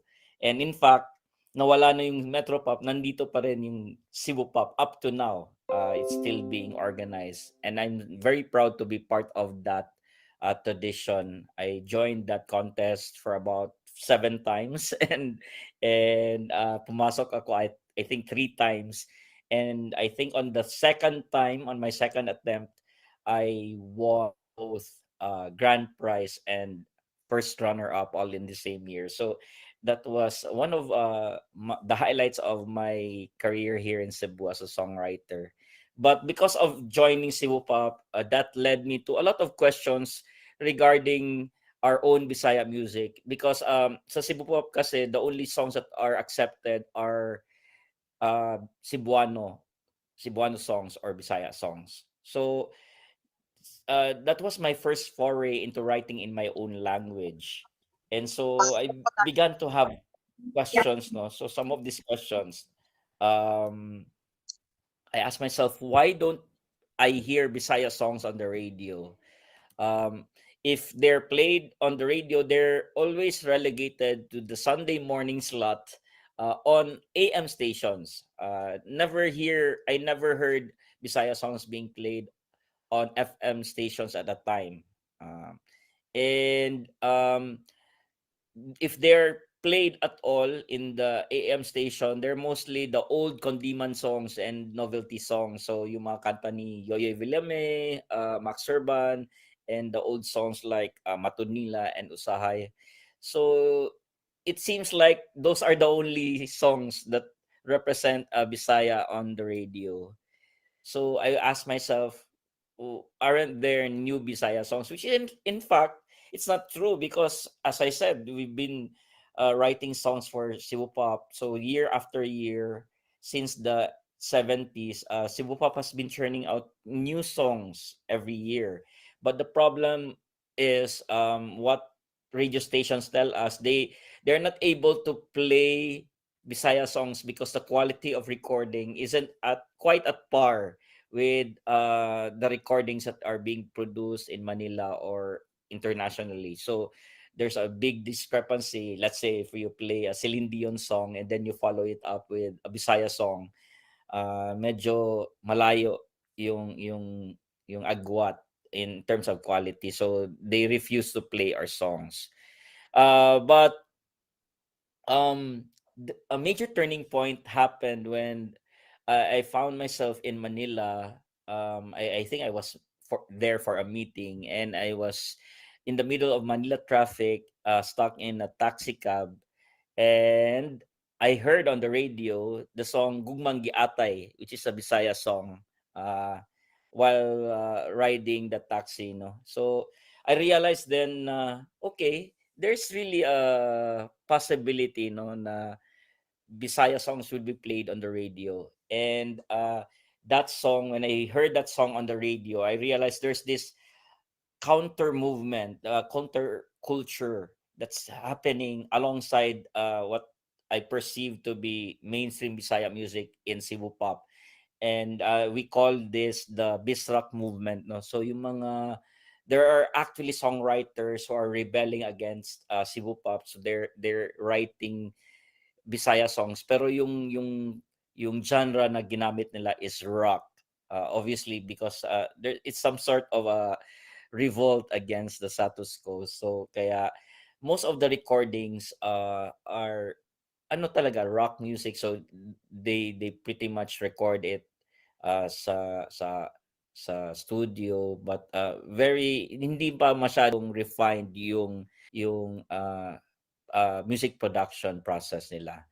So, but even then, even at that state, those songs are already being played on the radio. So there was really a revolution that's already starting way before then. So that's why that inspired me to eventually propose this pop to some of my fellow musicians here in Cebu. We have this co-op called Artisco, and the Artisco is a cooperative of artists and musicians based in Cebu City. And so when I pitched that idea to them, we organized it, and eventually, long story short, we eventually was able to organize the first Vispop back in 2013. So since its inception in 2012, uh, this pop has sparked a renaissance of Bisaya music. So we've produced songs, hit songs like Balay ni Mayang, which is our very first biggest hit song, and then Love You Langga, Pangande, all of those songs. And that launched eventually the careers of popular Vespop artists like Jewel Villaflores, Jerica Choturico, Okaraga, Lourdes Maglinte, to name a few. And so another major achievement that we had for Vispop was back in 2019, Spotify began to recognize Vispop as a music genre. So yun, that was a very proud moment for us. But the other thing about it is, eventually later on, we found this ad, no, and I'll show you the ad because it created quite a stir amongst us here in Cebu, and this is it.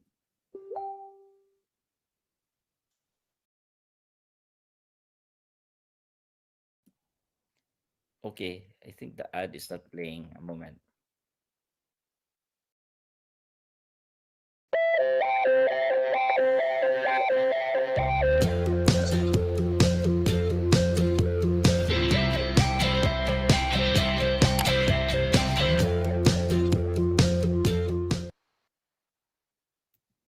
So in the ad, it says 7,641 islands, one sound, one OPM.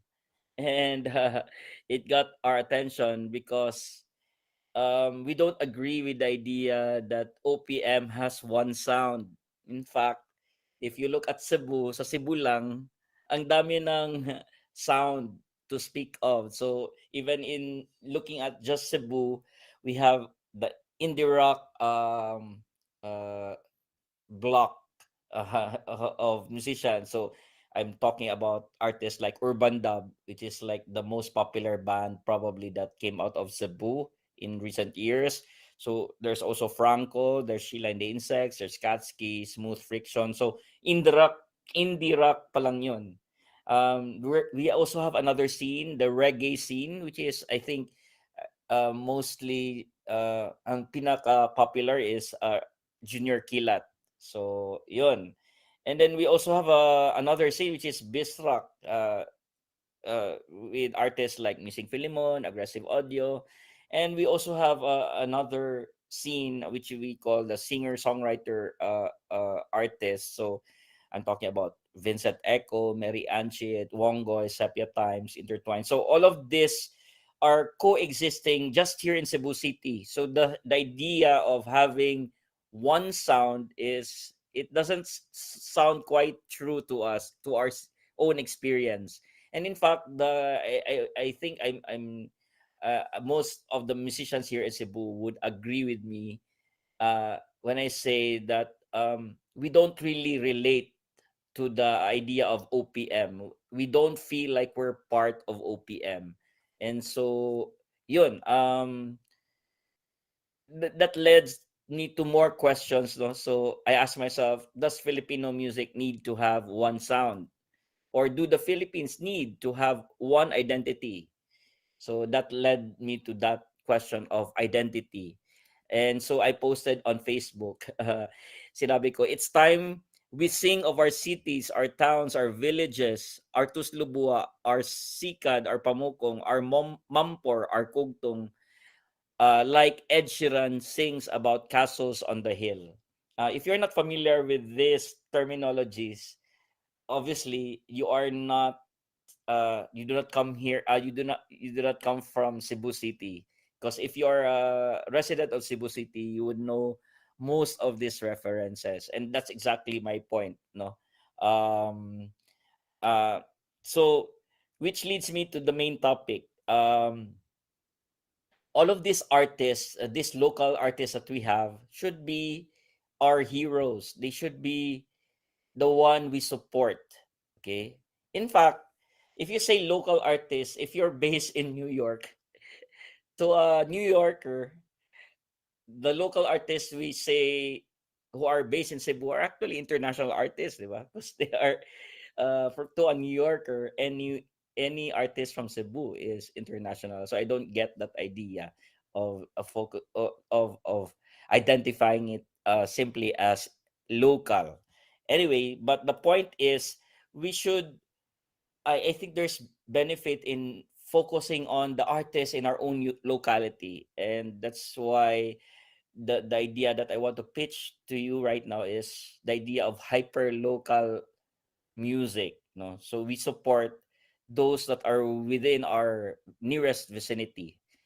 So this is the topic, no, or subtitle: Why Filipino music doesn't need to have one sound. So I'll quickly just show you some tips. I think of how to write a good hyper localized song. So I'll use an example, one song which is written by these songwriters, Kenneth Corvera and Adam Corvera, no, and it's recorded by their band called Okaraga. In fact, Okaraga is one of those bands that really hail from the Vispop tradition, and they've been making waves right now. They're the most, I would say, the most popular Vispop band out there. And I'll let you listen to the song. There are subtitles underneath them to a translation, so I hope you can appreciate it from listening to it. So we will begin from the second stanza of the song. So we'll just let you hear a snippet of the song. Sorry, I think there's a problem. Let me start again. Sorry. Yun na kumakalimtan Kanimang katas kamanggahan Na magtumba o panganaw Sa pagkitang duha na tilasan Manghabag ka kung ikaw mabiyaan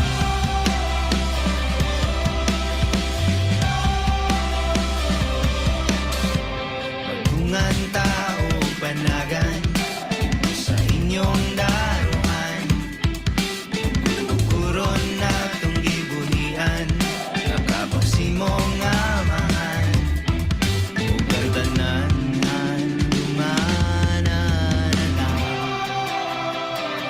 Ngunit sa payo sa kagapon Ugtungan sa babiyong atong nagtaon Naon sa magkausang mukulog ka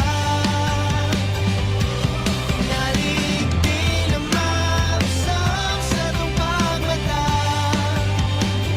Tanang mabago na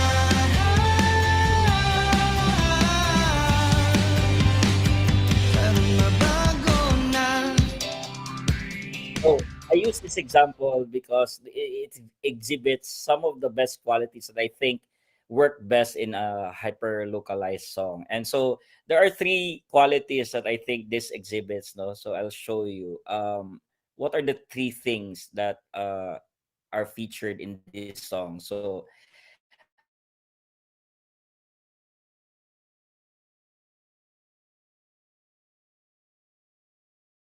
So when I say something old, I'm referring to the old form. So you respect some of the old forms.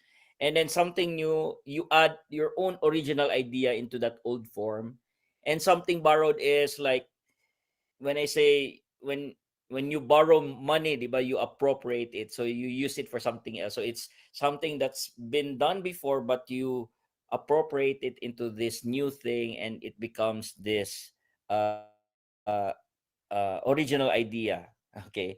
So yun, those three elements. So in this case, in this song, um what is something old here? So it's the pop rock genre. A lot of songs have already been written in that genre. So it's not totally original, right? Something new is the use of images from a very specific locality. And I'll discuss that a bit in a bit. The specifics of the specific locality, the images from a specific locality, and what ano yung something borrowed. Yung something borrowed is the idea of nostalgia for childhood. A lot of songs have been written already about that, but it's used in a different way in this song, and you'll also hear that. I'll explain a bit of that in a while. So let's go to the lyrics. No, there's no discussion of hyper localized songs without a discussion of the lyrics, the language that's being used. No, so sinabi dito, I, di gyud nako makalimtan katong mga katas kamanggahan. So it means I can never forget that time when we climbed trees in the mango orchard. Ito yung sinabi ko na ano, yung mga images are from a very specific locality. Obviously, kamanggahan, a place where we can climb trees. So you can imagine that this is probably in a very rural area, no? So sa probinsya. So yung kamanggahan, I don't even hear from any other song in the OPM catalog na ginagamit yung word na kamanggahan or the mango orchard. So that's a very specific locality and very specific image. Sinabi na, then we'd race, clambering down while caterpillars attack us. So I think a lot of Filipinos can identify with this, no? Yung in Bisaya, yung tilas. I don't know what's the Tagalog word for that, but caterpillar, I am sure every child can identify with that, having been attacked by a caterpillar. And then sinabi, and you'd hit me when I'd leave you behind. Yung manghapak, that's yung Bisaya for hit or hit. But but in this case, it denotes not violence, but really a loving, parang tap. Hindi siya violent, but really more of loving. So you'd hit me when I'd leave you behind. So it's a form of endearment, no? And then with run around your family's farm, again the word daruhan, the farm. So it's a very specific image that's very unique to the locality, no? And then sinabi, we'd chase your father's carabao that's been set free. So in the story of the song, apparently the father of the girl probably let the carabao run free, no? So we the two of us are chasing them, okay? And then sinabi dito, and all that are just memories now. Ang tanan handumana na lang. So basically the song in the stanza recounted their experiences, probably their friends or their childhood friends, and their experiences in the province as I said, nostalgia for yung simpler life back in when they were children, no? So yung idea of nostalgia. I'll go to the chorus. So gunit sa pahiyom sa kagahapon, hold on to the smiles of yesteryears.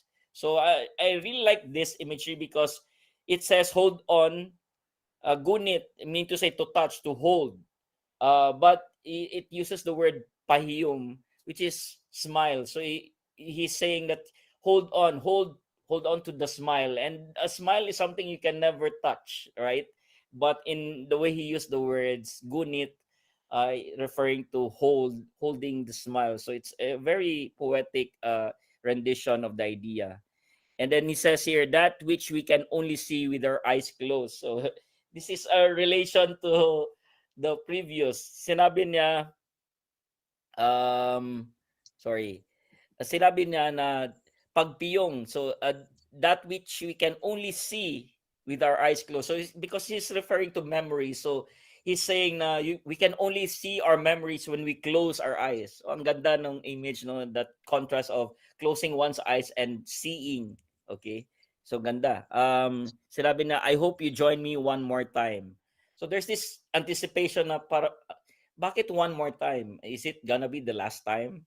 And then sinabi na, maybe it will never happen again when we wake up. So 'di ba sinabi na pagpiyong in early in the chorus, so it's denoting that they'll close their eyes, and now maybe it will never happen again if we open our eyes when we wake up. So it's there's that contrast between dreaming and waking up. And then sinabi na everything will change now. So there's that sense of anticipation na we as an audience, we're asking ourselves, bakit tinatanong niya to? Could it be the last time that they'll see each other? And so yun yung I think what added to the spice of the song, what added to the excitement. So I'll let you hear now the ending of the song, because the ending shows the twist of the song. So I'll play it quick right now.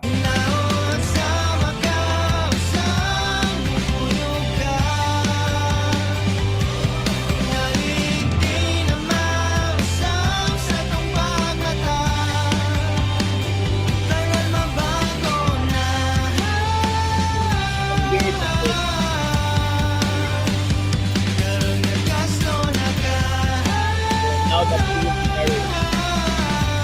And then another twist. So, ito, the great thing about it is ang dami ng twist, all in 3 lines, no? So, we asked in the previous choruses, bakit sinabi na maybe this will be, I want to see you one more time. So, we're thinking na, is it gonna be the last time that they'll see each other? And then that question is answered here in the ending. So sinabi na everything will change now. And then in the next line he says, now that you will be married. So we have that moment now. Okay, so probably their relationship will end because the girl is getting married. And then binawi with the last line, the twist to the twist. Now that we'll be married. Karon nga kaslo nata. So that ang galing ng pagkagawa nun. So it builds the nostalgia to connote separation and a change of circumstance, but that change is actually marriage and marriage to each other. So yun, ang ganda ng twist ending. What can we learn from here? So I guess ang one of the best things in this song is the use of vocabulary and idiomatic expressions. Unfortunately, probably for a non-Bisaya or Cebuano, you won't notice this, but the song has a lot of idiomatic expressions, and I think I mentioned some of them earlier. And then use local references. So in this case, yung band, yung singer-songwriters, sila Kenneth and Adam, they're actually based, they grew up in Agusan del Norte. So they're from Mindanao, and they were unafraid and so brave to use the images that came from their direct community in the province. So they use local references. Yun, ang ganda. And then also the thing about it is they showed the scenario, and they did just tell. They illustrated it by actual parang plot points. You can really imagine what happened in the childhood of the persona of the song, no? So show don't tell. And this one, they developed the ideas, no? They were not just, ang dami kasing songs na sinasabi na I love you or ganun lang or I miss you, pero it does not develop. Ang ginawa nila Kenneth at Adam dito is they developed that idea. So that I mentioned earlier about starting out the chorus with the idea of closing one's eyes, and then at the end of the chorus he says when we wake up. So there's that that concept being parang developed all throughout the song. And then another thing that we can learn from the song is take your audience on a journey. So they're not just saying one thing. Actually, it's one whole storyline that happens from beginning. It has a beginning, middle, and end. So the entire experience of the song, when the person is listening to it, they're able to experience a journey along with the song. So eto no, the best thing that I learned from this song is that yung common sinasabi na don't just tell the story, no? I mean sorry, the idea that songwriting is storytelling, that is cliche. Everyone knows that. Songwriting is storytelling. Pero in this case, they went a level higher, no? They didn't just tell the story. They also told the story in a way that it elicits an effect. So in this case, the effect is nostalgia, the yearning for things long gone. So very effective, because when you listen to the song, it brings you on a journey and it elicits an effect on you. They're not just telling a story, they're telling a story to elicit an effect in a very, very effective way. They brought their listeners in the journey with them in the song. And then one more thing, when you write hyper localized songs, you have to go against your prejudices, no? So kasi you are using your own language, and sometimes the use of our language, ang dami nating excuses, and most of these excuses are actually unaddressed prejudices, no? So sinasabi natin we have this dismissive attitude, no, na yung mga Bisaya songs are so lawom. In Bisaya it's lawom, or meaning to say lawom, it's deep. Okay? Or sinasabi natin yung mga Bisaya songs kinaraan, it's makaluma or baduy. Pero actually this dismissive attitude is a sign of our own prejudice against our own language. So don't be intimidated by those and change your perspective on your own language. Okay? Ito kasi nakaka-contribute din sa school kasi especially in my childhood, when you speak in Bisaya, you will be charged 2 pesos. You'll be asked to pay. There's a penalty for being yourself. And I think that contributed a lot to the negative perception of people in terms of the other languages and dialects in the Philippines. No? So yun, go against those prejudices.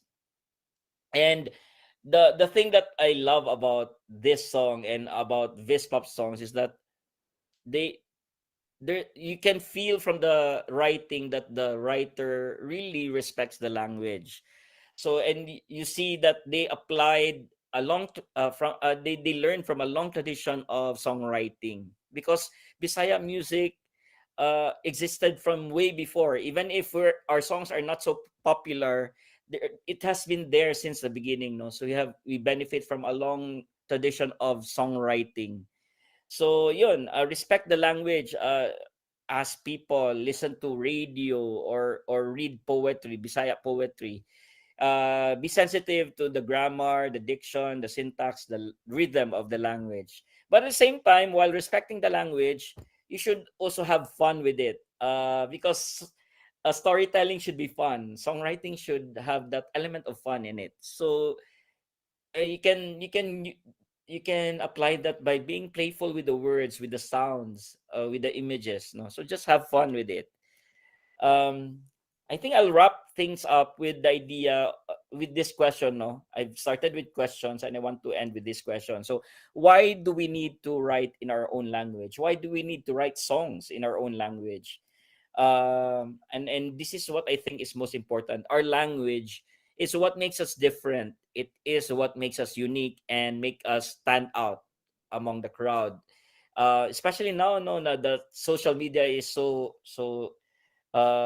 infiltrated by a lot of content. That's the keyword right now. The buzzword is content. Everyone is a content creator, and so there are only so many ways wherein you can be heard, or you can be noticed, or you can stand out. And I think the key thing here is being yourself, and the language is the most significant thing, the most identifying thing that we have in ourselves. No, so if you write in Bisaya, I'm sure you'll definitely stand out. And I think that also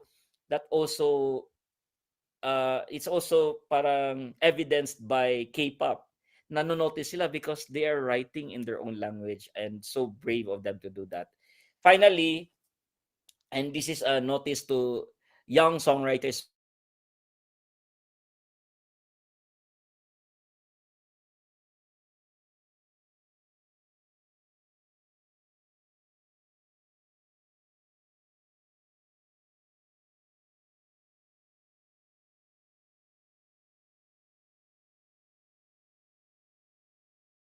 language, and then aim to think, not translate. So think in the language. The language should be how you breathe, how you think, how you dream.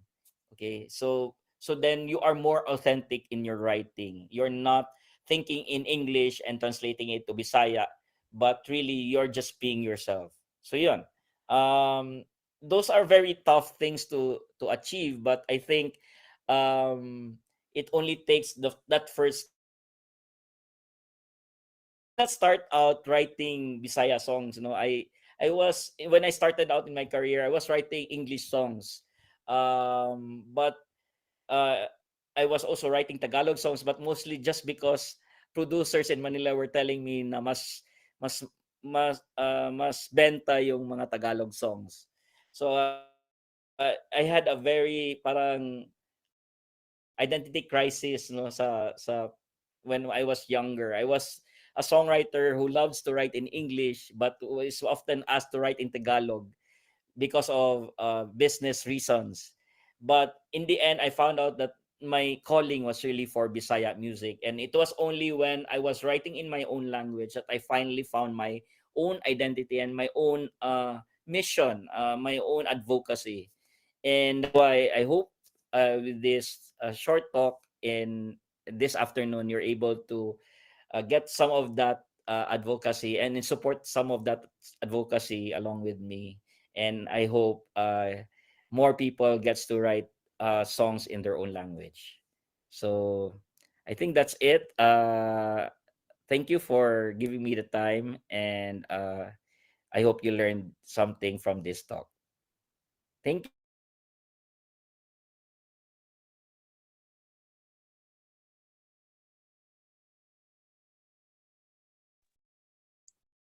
Hello. Ayan. Maraming salamat po, Sir Jude Gitamondok.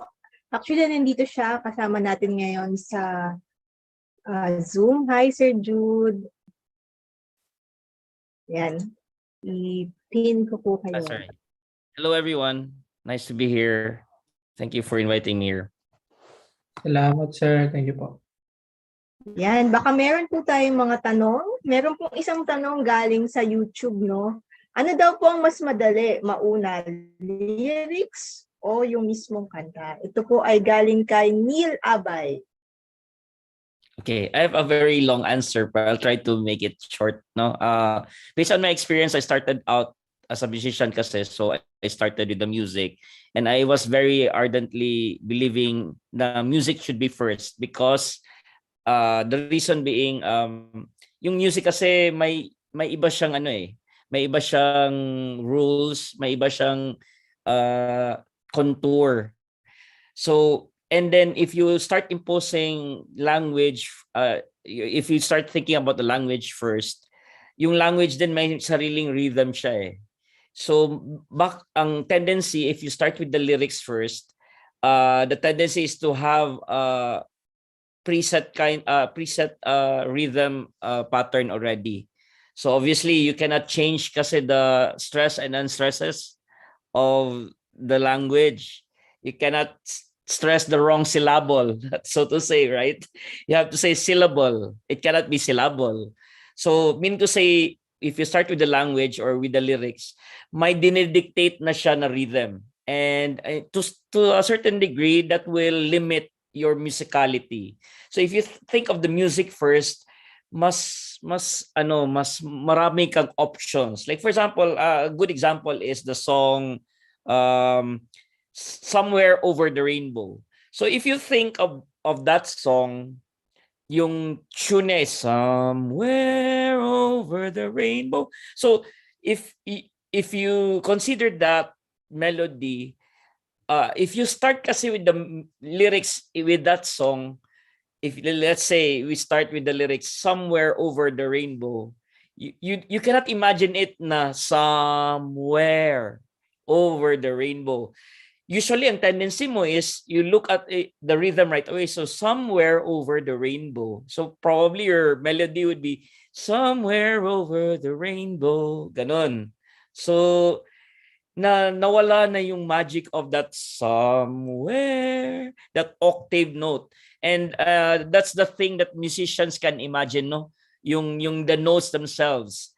Lyricists cannot imagine octaves because they do not think in that manner. Not unless the lyricist is also the composer. But to answer the question, so yun, it would be nice to start with the music because especially if you want your melody to be really something as noticeable or significant as that kind of melody sa Somewhere Over the Rainbow. And then, but recently, I changed my mind, especially when I start doing professional work.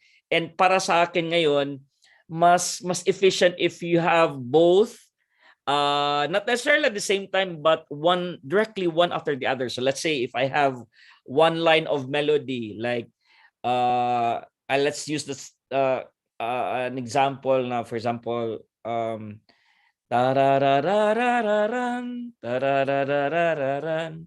So obviously, nagsimula ako sa melody doon because if you notice, the melody has a certain form. Tarararararan, tarararararan.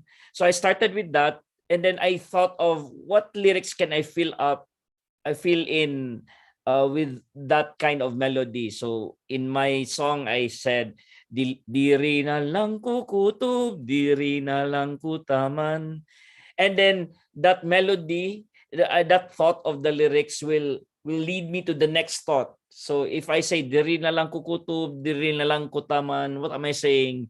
Dili na ko mo gukod, So I'll be rhyming. I'll think of the rhyme now. And then dili na kumugukod sa tang kusog mo dag. So that's just to exemplify now how a song could actually be birthed one line, one melody at a time. So it could be na magsimula ka with a line of melody and then you think of the lyrics and then that lyric will lead you to the second line of lyric, and so you have a second line of lyric na you have to compose music for. So once you have that second line of melody, that will lead you to the third line, ganon. And benefits sa style na ganon is your music and lyrics will be more cohesive, more married to each other. Kasi ang tendency, if nauna yung, let's say, nauna yung melody, lahat ng melody nabuo na, and then you start filling it with words, there's a tendency to like force the words into the melody. Or in the case na mauna yung lyrics, there's a case na possibility na you will be destroying your melody because you have already a piece of lyric. So there will be lines na instead of like in the melodic form, ganun lang siya, because you have such a long line of lyric, you will be forcing those words into your melody. So ganon. Essentially, what I'm saying is, right now, I think the best method is to think of both music and lyrics one after the other, almost at the same time, para mas married yung music and lyrics. I guess I gave you my long answer after all. Ayun. Try kaya natin, sir, gumawa ngayon ng isang linya lang, no? Together with our teachers. Paano po kaya natin sisimulan yun ngayon sa maikling oras natin? Ano po kayang pwedeng gawin? Okay. You want, may mga ano ba dito? May mga, how do you call this? Mga students or participants who are not really Tagalog speakers, but like speak Bisaya, Ilonggo, or any other Filipino languages? Sir, I think we have an Ilonggo here. Asa na si sir? Merong isa nagsasabi ng, asking for, ayan, si Sir Alvin dyan, yung Peace Pop po ba limited lang sa taga Cebu or abot din sa amin sa Iloilo? Asa na po kaya si Sir Alvin? And we also have one from Mindanao. Tan si Ma'am Rosalie from Tandag. Yes, Tandag. I come from Surigao del Sur. So Tandag is our capital city, I guess. Ayan. So represent. Asa na po kayo, Sir and Ma'am? Hanap kayo ni Sir Jude. Present po. Ayun.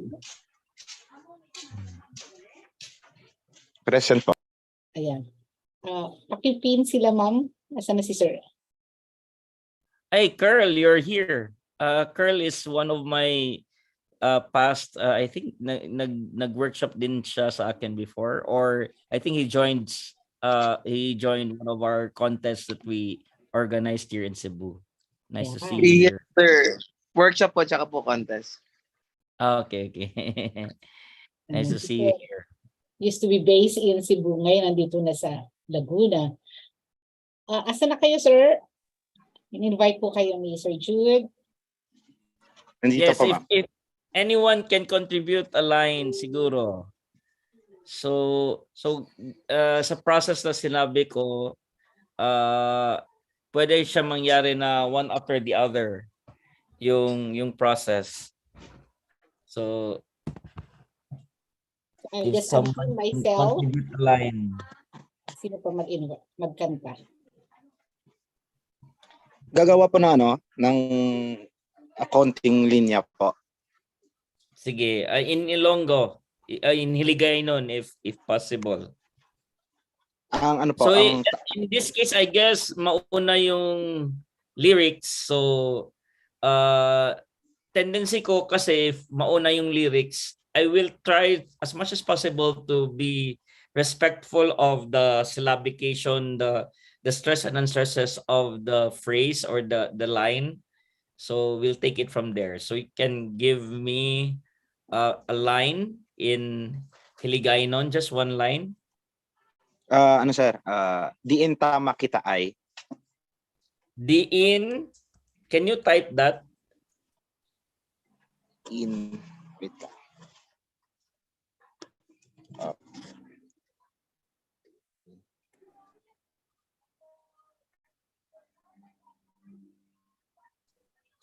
Diin kita makita ay. Is that a question? Opo, sir. Meaning po, saan tayo makikita? Okay, I'll copy that. Can I share my screen also? Can I share my screen? Pwede po. Okay. I will start a Google Drive para. And then how can I share my screen here? Okay, here. So I first question ko, because I'm not familiar with Hiligaynon. So obviously I need your input. How do you stress the words? So which syllables are stressed? So I will edit this. The in. Is that the in or the in? The Diin, sir. So Diin. the in. The in and then kita. Kita. Or kita. Makita ay. Oo. Kita. Kita. Kita. Kita or kita? Kita, sir. Kita. So stress on ta. Oo. The in kita. Makita and then, ay. Makita ay. Makita ay. So the secondary stress is on makita ay. The primary stress is on I. Is that right? Yes. Makita ay. Or makita ay. Anong tama? Makita ay or makita ay? Makita ay. Sa ta, sir. Makita ay. Ta ay. Makita ay. So, anong syllabus ang kailangan i-stress? Yung ta, sir. Makita. Makita ay. Which syllable? Ta siguro, sir. Ta. Ta. Makita ay. Opo. Makita. Makita ay. Tama ba? Makita ay. Or makita ay. Opo, yan po. Makita ay. I think sa ki po, makita ay. Makita ay. Tama yes. ba? Yes po, sa ki po. So, the other stress is on I also. Makita ay. Yes, Tama? sir. Oh, yeah. A tip to songwriters, no, especially if you start with the lyrics, it's good to know how to identify the stress and unstress. Or sometimes that's confusing. Like right now, we're a bit confused kung ano yung stress and unstress. So if it's if the stress is on ki and I, so how you say it? It's makita ay. Tama ba? Makita ay. Because if sinabi mo na if the stress is on ta, so it's makita ay. So it's not right. Right? So it's important to know where the stresses and unstresses are. So stress and unstress. And so you can actually illustrate that. So if it's one note per syllable, so the unstresses you can highlight with a dash, with a dash line, and the stresses you can you can indicate with a slash line. So dash is the in, sorry, I think my auto ano siya. the in, this is very technical way of deciphering the melody. The in kita, and then ki ta ay. Diin kita makita ay. Tama ba? Diin kita makita ay. Tama? Am I pronouncing it right? Yes po. Opo, sir. So now you have the skeleton of the rhythm of your lyric. You don't have to look at the lyric itself. You can just focus on composing a good piece of melody based on the syllables tadat, tadat, tadat, tadat. So tadat, tadat. So let's say people ask me, no, how do I write songs? And my only answer is I imagine that the song is already written and just sing it. There is no secret.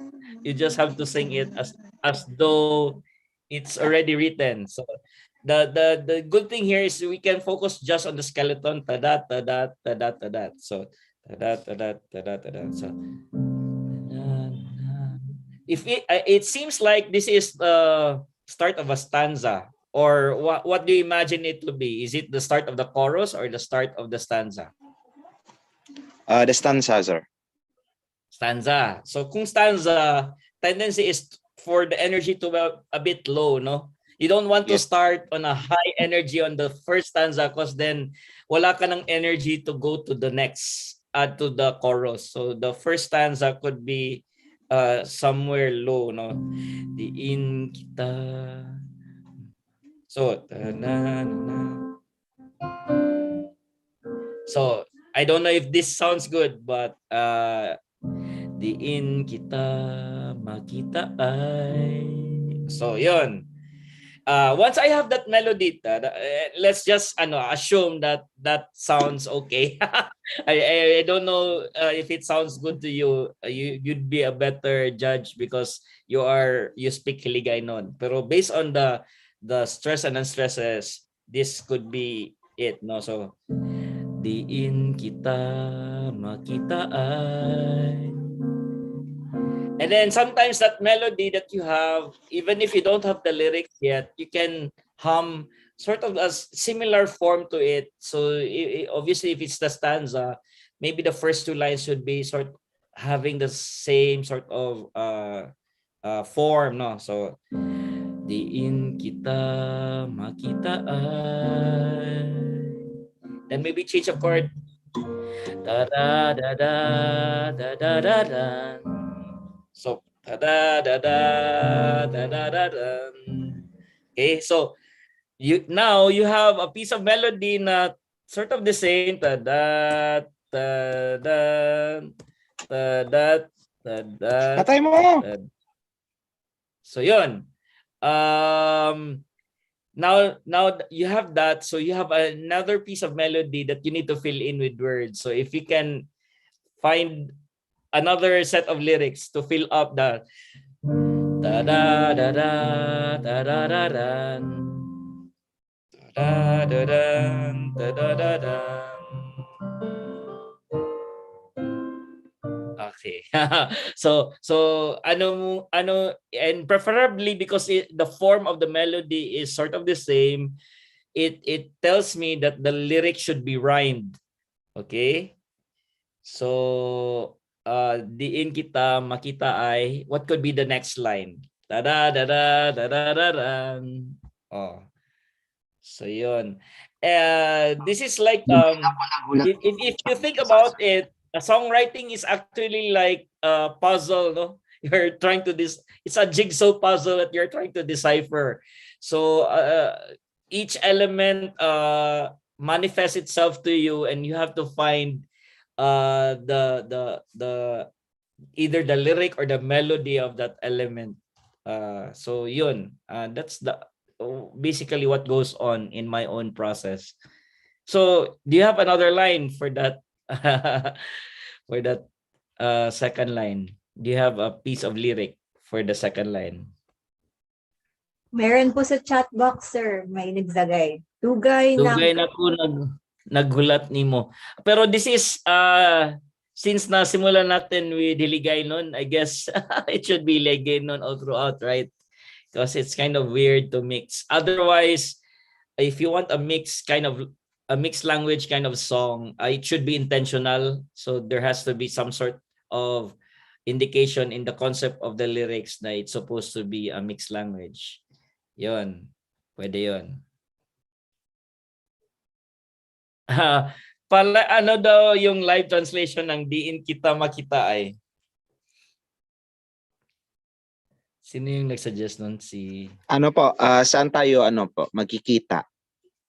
Okay. Saan tayo magkikita? So what could be the next line? I guess you have to finish it. Ano po, Kasi sinitig. nahidlaw na ako sa imo kay. Nahidlaw na ako sa imuhay. Nahidlaw Opo. na ako sa imo kay. Opo. Yung kay, ano yun? What does it mean? Kasi. So it's a line that leads to another line. Another. The Yes word, po. it's a conjugation that leads to the next line. Is Pwede that po. standard in Iligaynon? Pwede ba yun na you end with the word kay? Opo, para pwede mo po ma-explain yung another line, tsaka pwede ka rin. Question lang, sa nahidlaw, ano yung stress and unstress? So, cause ang requirements ng melody, this draft anyway, Okay. yung requirements, it should be tadan, tadan, tadan, tadan. Same ano pa rin Nahidlaw. po. I don't think hindi mag-fit siya. So Okay ito, po. this is a decision that you need to make.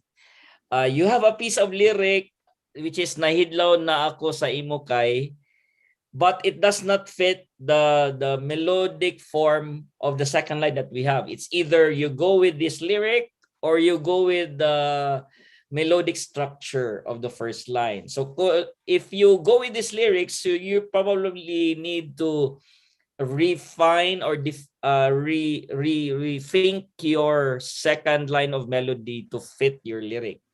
Ang okay lang yan, pero mawawala dyan yung a bit of the recall.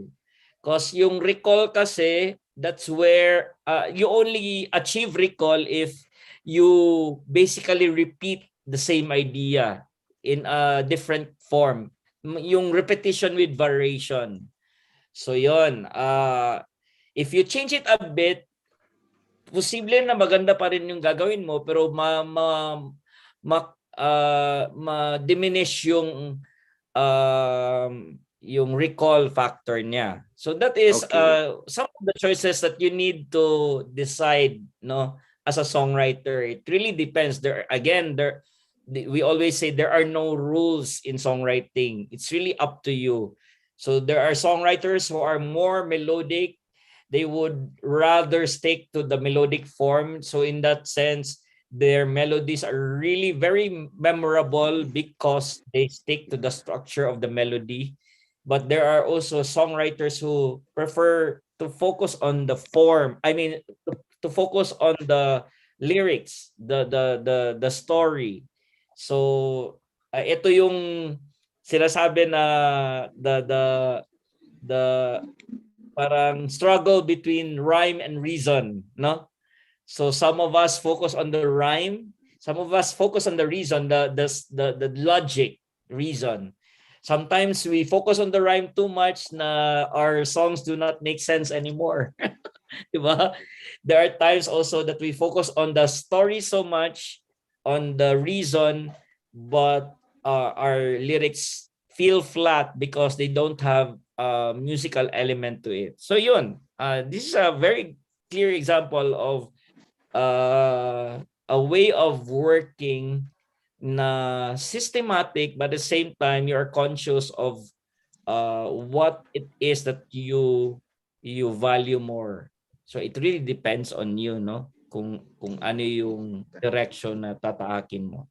So for example, diin kita makita ay. If we go with this lyric, ano yung stress dito na nahidlaw? The stress is on law. Nahidlaw. Opo. I think. Sa hipo. Nahidlaw. Nahidlaw. Dito. So nahidlaw. Na ako. Ako is on ko? The stress is on ko? Yes. Yes po. Sa imo kay. Kay is the stress or sa imo kay? Maybe ang kay po. Ay, sorry po. Maybe yung kay po ilalagay sa unahan. Kay nahidlaw na ko sa imo. Pero nawala naman yung rhyme. I think yung Oo nga intention po. niya is to end with the Mm. rhyme para for the next line. Okay. Yun nga, that's also my first question kanina, no, na is it okay to end the line with the word Kai? So just for the rhyme? Kasi let's say in Tagalog, you end the line with kasi, sapagkat. Is it logically sound or is it forced? Ito I cannot be the judge of this because hindi ako Iligay nun. Hindi ako Ilonggo, so I don't know. So yun, those are some of the questions that you can ask, no, when you write your song. So but in this case, so nahidlaw na ako sa imo. Tama ba? Nahidlaw na ako. Tama? Or nahidlaw. Nahidlaw Nahidlaw. or nahidlaw? Ha? Nahidlaw. Nahidlaw po. So hindi ba law yung stress, hindi hid? Nahidlaw or nahidlaw? Which is right? Nahidlaw po, nahidlaw. Nahidlaw. Okay, so nahidlaw na ako sa imo kay. Tama? Nahidlaw na ako sa imo kay. So diin kita makita ay nahidlaw na ako. Nahidlaw na ako sa imo kay. Pwede. Nahidlaw na ako sa imo kay. Okay. So we're writing a ballad, no. So ganon. That's an example of how to go about the process. As I said, there are no rules. It really depends on your own inclination. Do you want and it also depends on the needs of the songs, by the way. So there are some concepts that lend themselves to more melodic approach, no. So in those cases, prioritize your melody. Make sure that the contour of the melody will not be disrupted by an extra syllable or unnecessary word or kulang sa syllables. In those cases, the melody should be your priority. But there are some songs that lend itself more to lyrics. So example, there are songs that tell a very definite story, a very specific story na kailangan ng maraming syllables. So if you notice the songs of Sting, ang dami ng syllables, ang daming words na ginagamit niya because his songs are more the storytelling type. So kaya na-notice mo sa mga lyrics niya, ang dami niyang words. So that lends to an approach na more yung melody niya more close to speech in the sense na da-da-da-da-da-da-da, ganon. Kesa melodic na na. So kasi pag melodic, the tendency is to be more more you have fewer words. So you have songs like You Are My Song, which is very melodic but kulang sa lyrics. So for example, you are the song, you are my song, playing so softly in my heart. So very sparse yung lyrics, walang masyadong story. Kasi yung melody niya is the focus.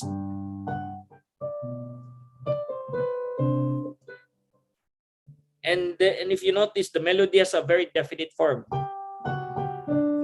And then my filler, then the same form. Same form sa. So, yung melody niya has a very specific contour na almost distinguishable upon listening to it. Kaya madali siyang ma-recall kasi yung melody is very distinct and it has a very parang definite form or structure. Kaya yung nanonotice mo sa kantang yon is the melody, di ba? Not the lyrics. So yun. I think I'm deviating already, but I hope you get what I mean. That in the process of songwriting, you're actually making choices. And if you are not conscious, sometimes those choices will lead you to a place na you will be stuck. So the more conscious you are of the process, the better, because then if you're conscious of the choices you're making, you know that this is definitely what you're going for, either melodic or lyrical. So those are your koan.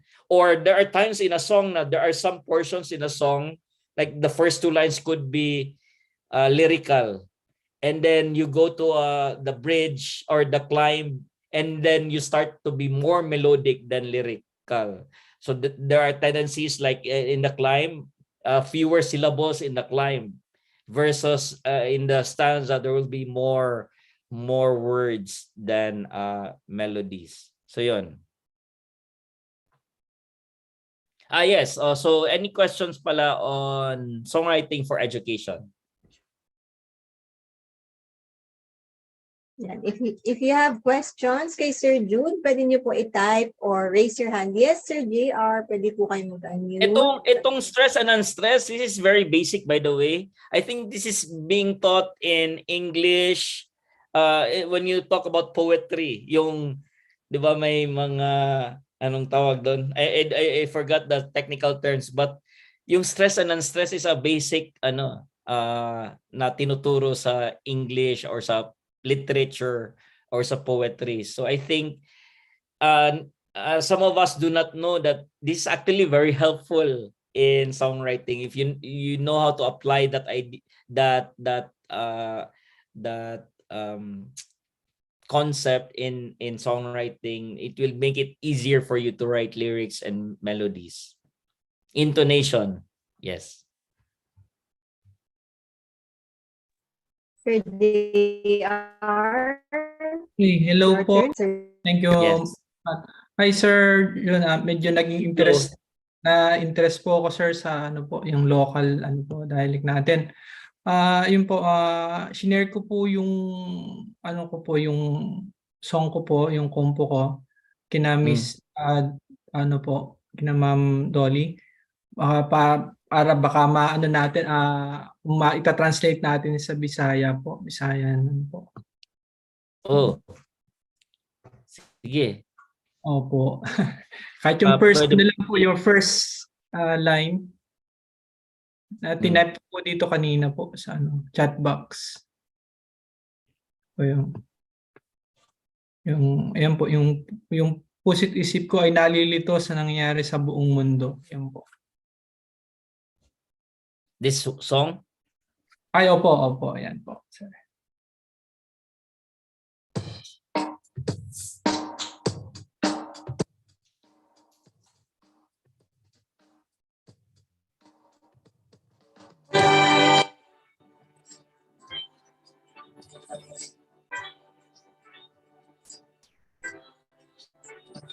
I can share po if needed. Hello? Sorry? May nagsalita?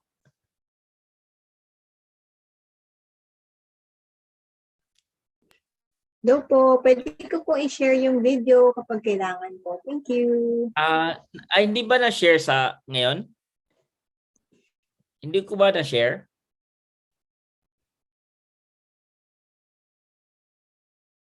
Hello po, sir. Nag-play po, sir. Nag-play po. Nag-play. Okay, sige. Yes, share. sir. Play ko lang, ha? Opo, thank you.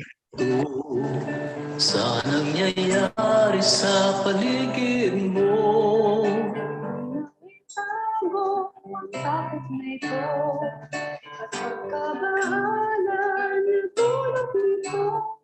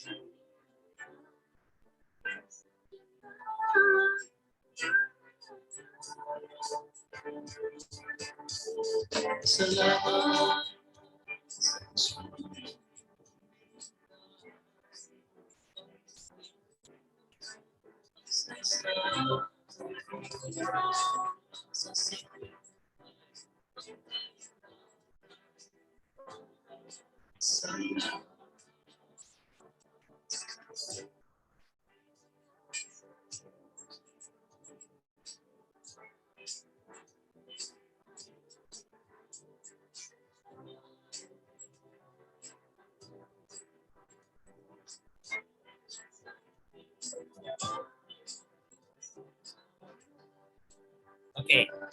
Just a little bit of comments sa stanza. Yes, sir. Thank you. Sa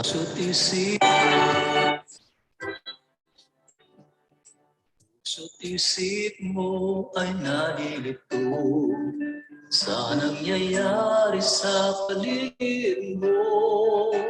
Okay. I think you have a good first two lines, no? So very distinct form structure. So then the second line is sort of the same sa first, but there's a variation in the second half.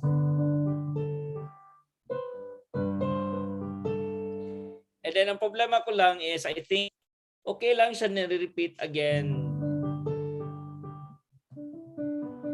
But yung structure lang ng stanza is a bit redundant. Walang masyadong variation. So I think you repeated that couplet of a melody, I think 4 times. So 2, 3, first, second, third, and fourth. Right? So medyo dating sa third pa lang how do you call that in Tagalog? Medyo ano na siya, naging boring siya kasi parang it's the same melody all throughout. There are many ways to develop melody kasi. So actually you've exemplified one in the way you wrote the first part of the melody now. So one way to make a variation is to just take a portion of the original idea and then to make a variation in the second half. So this is what you did, no? So that's the first idea. And then this is the second. And then the third idea is sort of the same as the first. Actually, exactly it's the first. And then you made a variation in the fourth line, which is not the same as the second. Actually, it's sort of the same kasi yung second line is then dito sa fourth line. So may similarity siya sa form. So you've repeated one idea twice already, right? The first idea. So idea A, idea B, and then idea A prime. Actually, not A prime because it's exactly the same. So A, and then this is B prime, which could be C because it's not exactly the same as idea B, no? And then but you repeated again. So it should. I'm guessing sa third line. The songwriter in me is looking for a new idea. So what you can do is the same idea.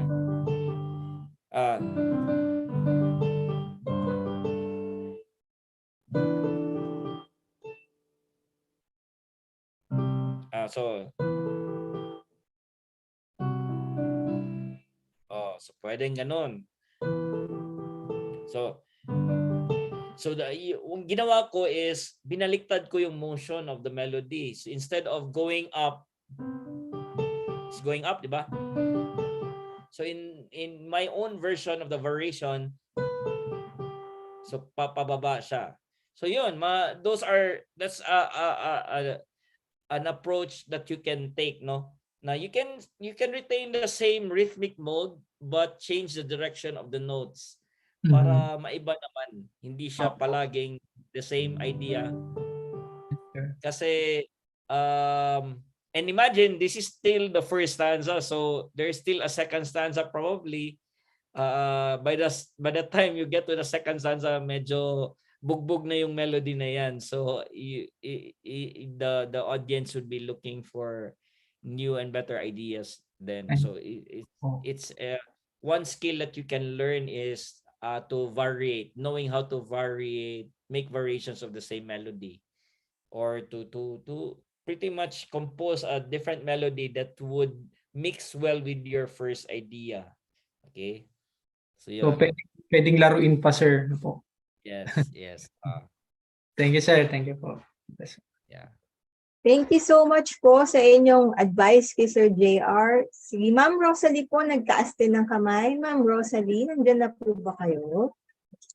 Ma'am Rosalie Roldan. May isang question dito sa comments kay Sean. When do we use contracted words to avoid inconsistent meters with syllables, or how do we balance a desire to have either a lyrical or melodic lines? So the first question sa contractions, ang ano ko lang, this is a personal quirk because I want my lyrics to be as consistent as possible, no? If you started with a contraction, you should be consistent na contraction lahat. Like for example, in the kung lyrics is in English, you say I can't live without you. Hindi pwedeng the next line is I cannot go on breathing. Kasi it should be I can't go on breathing. Sinimulan mo na I can't live without you. So yun yung bit of consistency. And then how do we balance the desire to either have a lyrical or melodic line? It really depends, as I said, on you, and it also mostly depends on the concept of your song.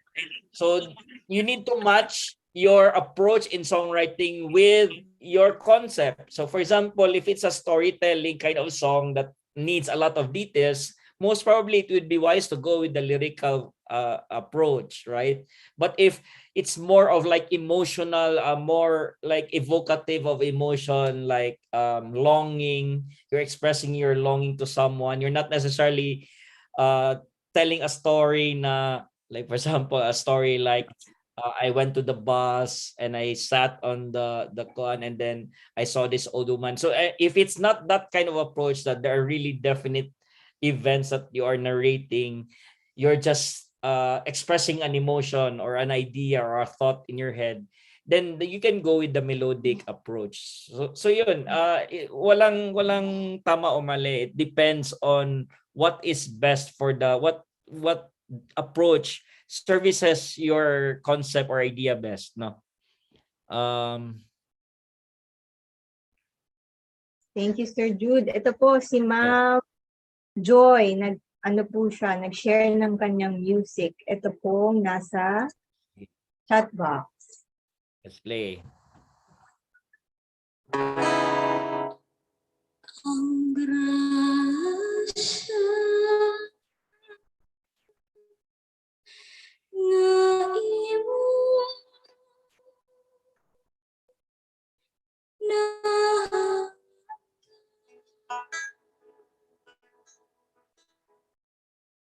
sa tanan gibuhat ko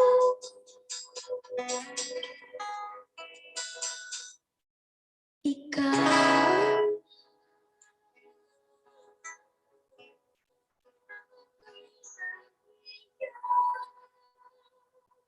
sa tanan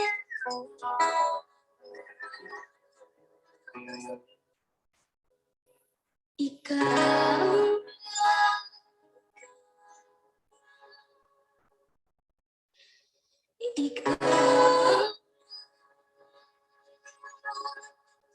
Is this composed by the students? I'd like to know. Is this composed by the students? Ang ganda nung melody. But I think I haven't reached the song proper, no? So listen. Elohim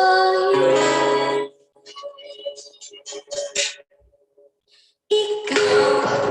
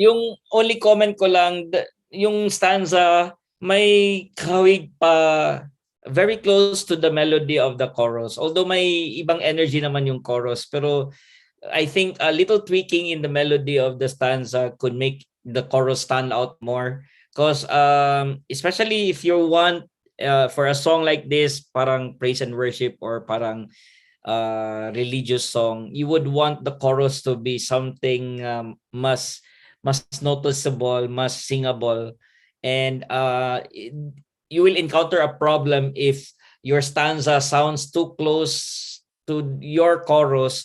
The listeners won't know where is the chorus and where is the stanza. There's a purpose that the chorus is called the chorus, no? Sinasabi natin chorus because it's designed to be that way. A chorus is designed for people to sing. So kaya nga sinabing chorus because everyone should join in the singing. It should be a chorus of people who will sing the chorus, no?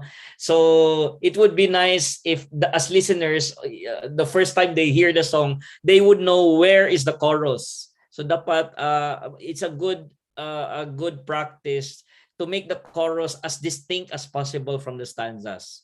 Okay, so yun. But essentially the wonderful writing, I think this is a great song. No, very, very well made. Nice, nice. Okay. Any other questions? This is the last video sharing po. Okay. No more questions?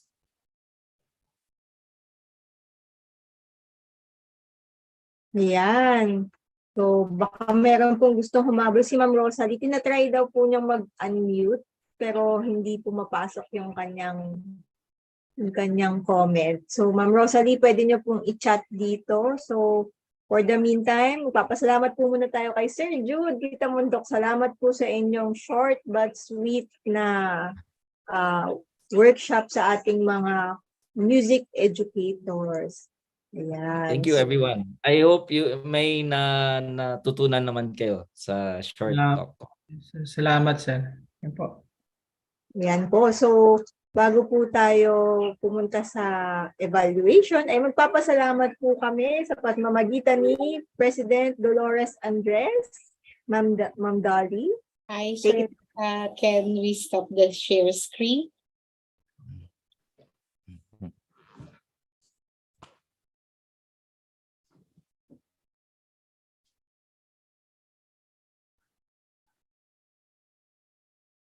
Wait.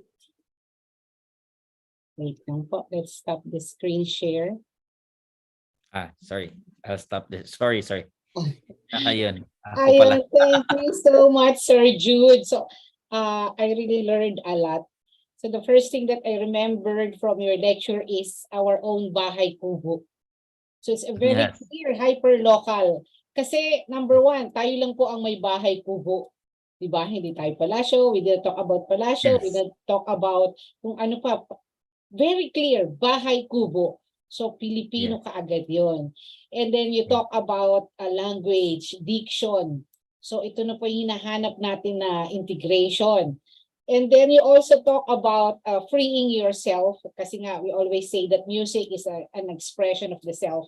So kung ano yung dila mo, so I just remembered I had a hard time because our parish priest in the province, sa Ilocos, asked somebody to write for the Kristong Hari and nobody was accepting it. Okay, so I'll just accept it. Pero I had a hard time. I have to ask so many persons, anong tamang pagsalita nito? Paano? It was so hard to really capture the correct rhythm.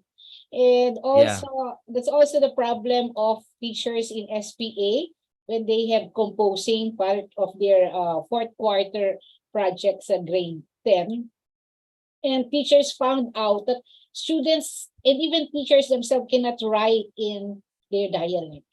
So hirap sila because number one, they are so unsure of their own diction. So sila na, mga native na sila. So it's really a wake-up call for everybody. So this afternoon session is not only an eye-opener, but really a mind-opener and a heart-opener that balik tayo sa sarili nating salita. Yes. Okay.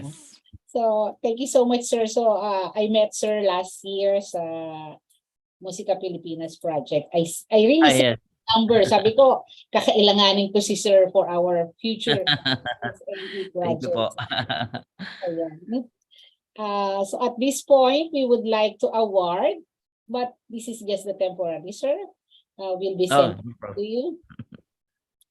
Ma'am, where's our certificate? So the Philippine Society for Music Education and the National Commission for Culture and the Arts would like, and the University of Santo Tomas Conservatory of Music would like to give this award of appreciation to Mr. Jude Kitamondo in grateful recognition of his time, effort, expertise as a resource person during the PSME workshop entitled Songwriting for Education, a production workshop covering the various aspects of songwriting with education in mind. Signed by yours truly, Dolores T. Andres, Joey Ayala, our Vice President, and Dean Antonio Africa from the ST Conservatory of Music. Maraming Thank you. Sir Jude. Thank you po, Miss Dolores. Ayan, so again, just a few reminders. So this is the end of day 1. So wag ka munang alis sa picture pa tayo. Okay, sure. A few reminders. So we will be posting our day 1 evaluation form. Kung gusto niyo pong makatanggap ng certificate, you have to complete the 3-day workshop po. Those who are late or who would like to catch up, we have our, ayan na po yung ating Zoom link. We have all the videos are available at the PSME YouTube. So this morning session, since we had some problems with the streaming, it will be posted po tomorrow. We were able to record the workshop. Ayan po ang ating evaluation. Ma'am, Salamat, Miss. Ma'am Pat, is it posted? Ayun. So please capture, paki-capture na po, pakihuli po yung this link. Paki-click na lang po or just copy it.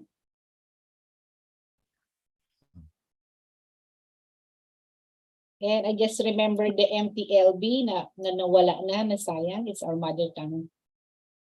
Yeah. Ayan na, si Ma'am Roldan is here. You have one question, ma'am. One quick question. Habol po talaga ako, Sir Jude. Pasensya na po. Bislig City po Sir Jude. Bisaya pong dako. Sir, nasend po na ako diri, sir, ang katong lyrics nga related po sa Tinoyan Falls. Yes. I'm seeing it. I saw it. Pasensya din, wala na mahabol, sir. Pero basin on, sir, sa face-to-face na to, sir, matabangan ko ni mo related anak, sir. Okay lang ba, Sir Jude? Sure.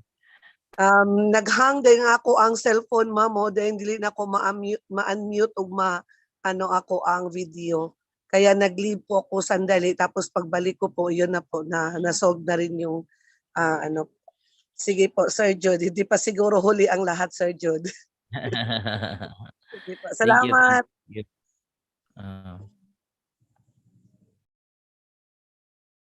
Sir, taking na po tayo. Okay. Picturean ko muna kaming dalawa ni Sir Jude. Wait lang. Oh, so many. Ayan. Wait lang po. So habang naghahanda po si Ma'am Dali, kayo po, try nyo nang ihanda ang inyong mga camera para pagkatapos po ng picture nila ay kayong lahat naman po. Ayan. Okay. I'm good. All set, ma'am.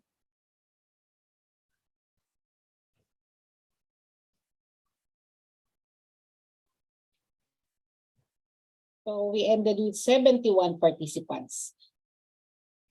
To see you on Monday, those who would be available, the USD po.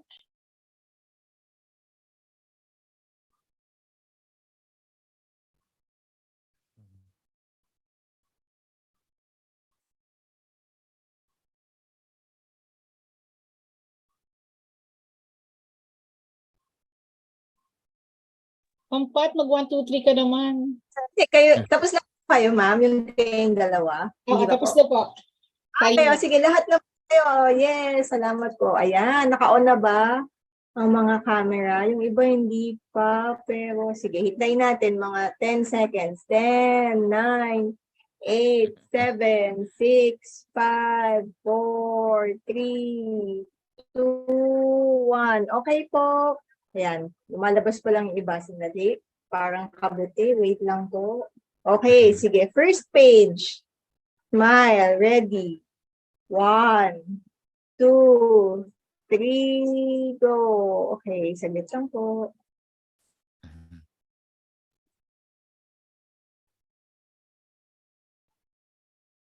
Next page po.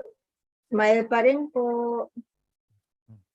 Teka lang po. Ready.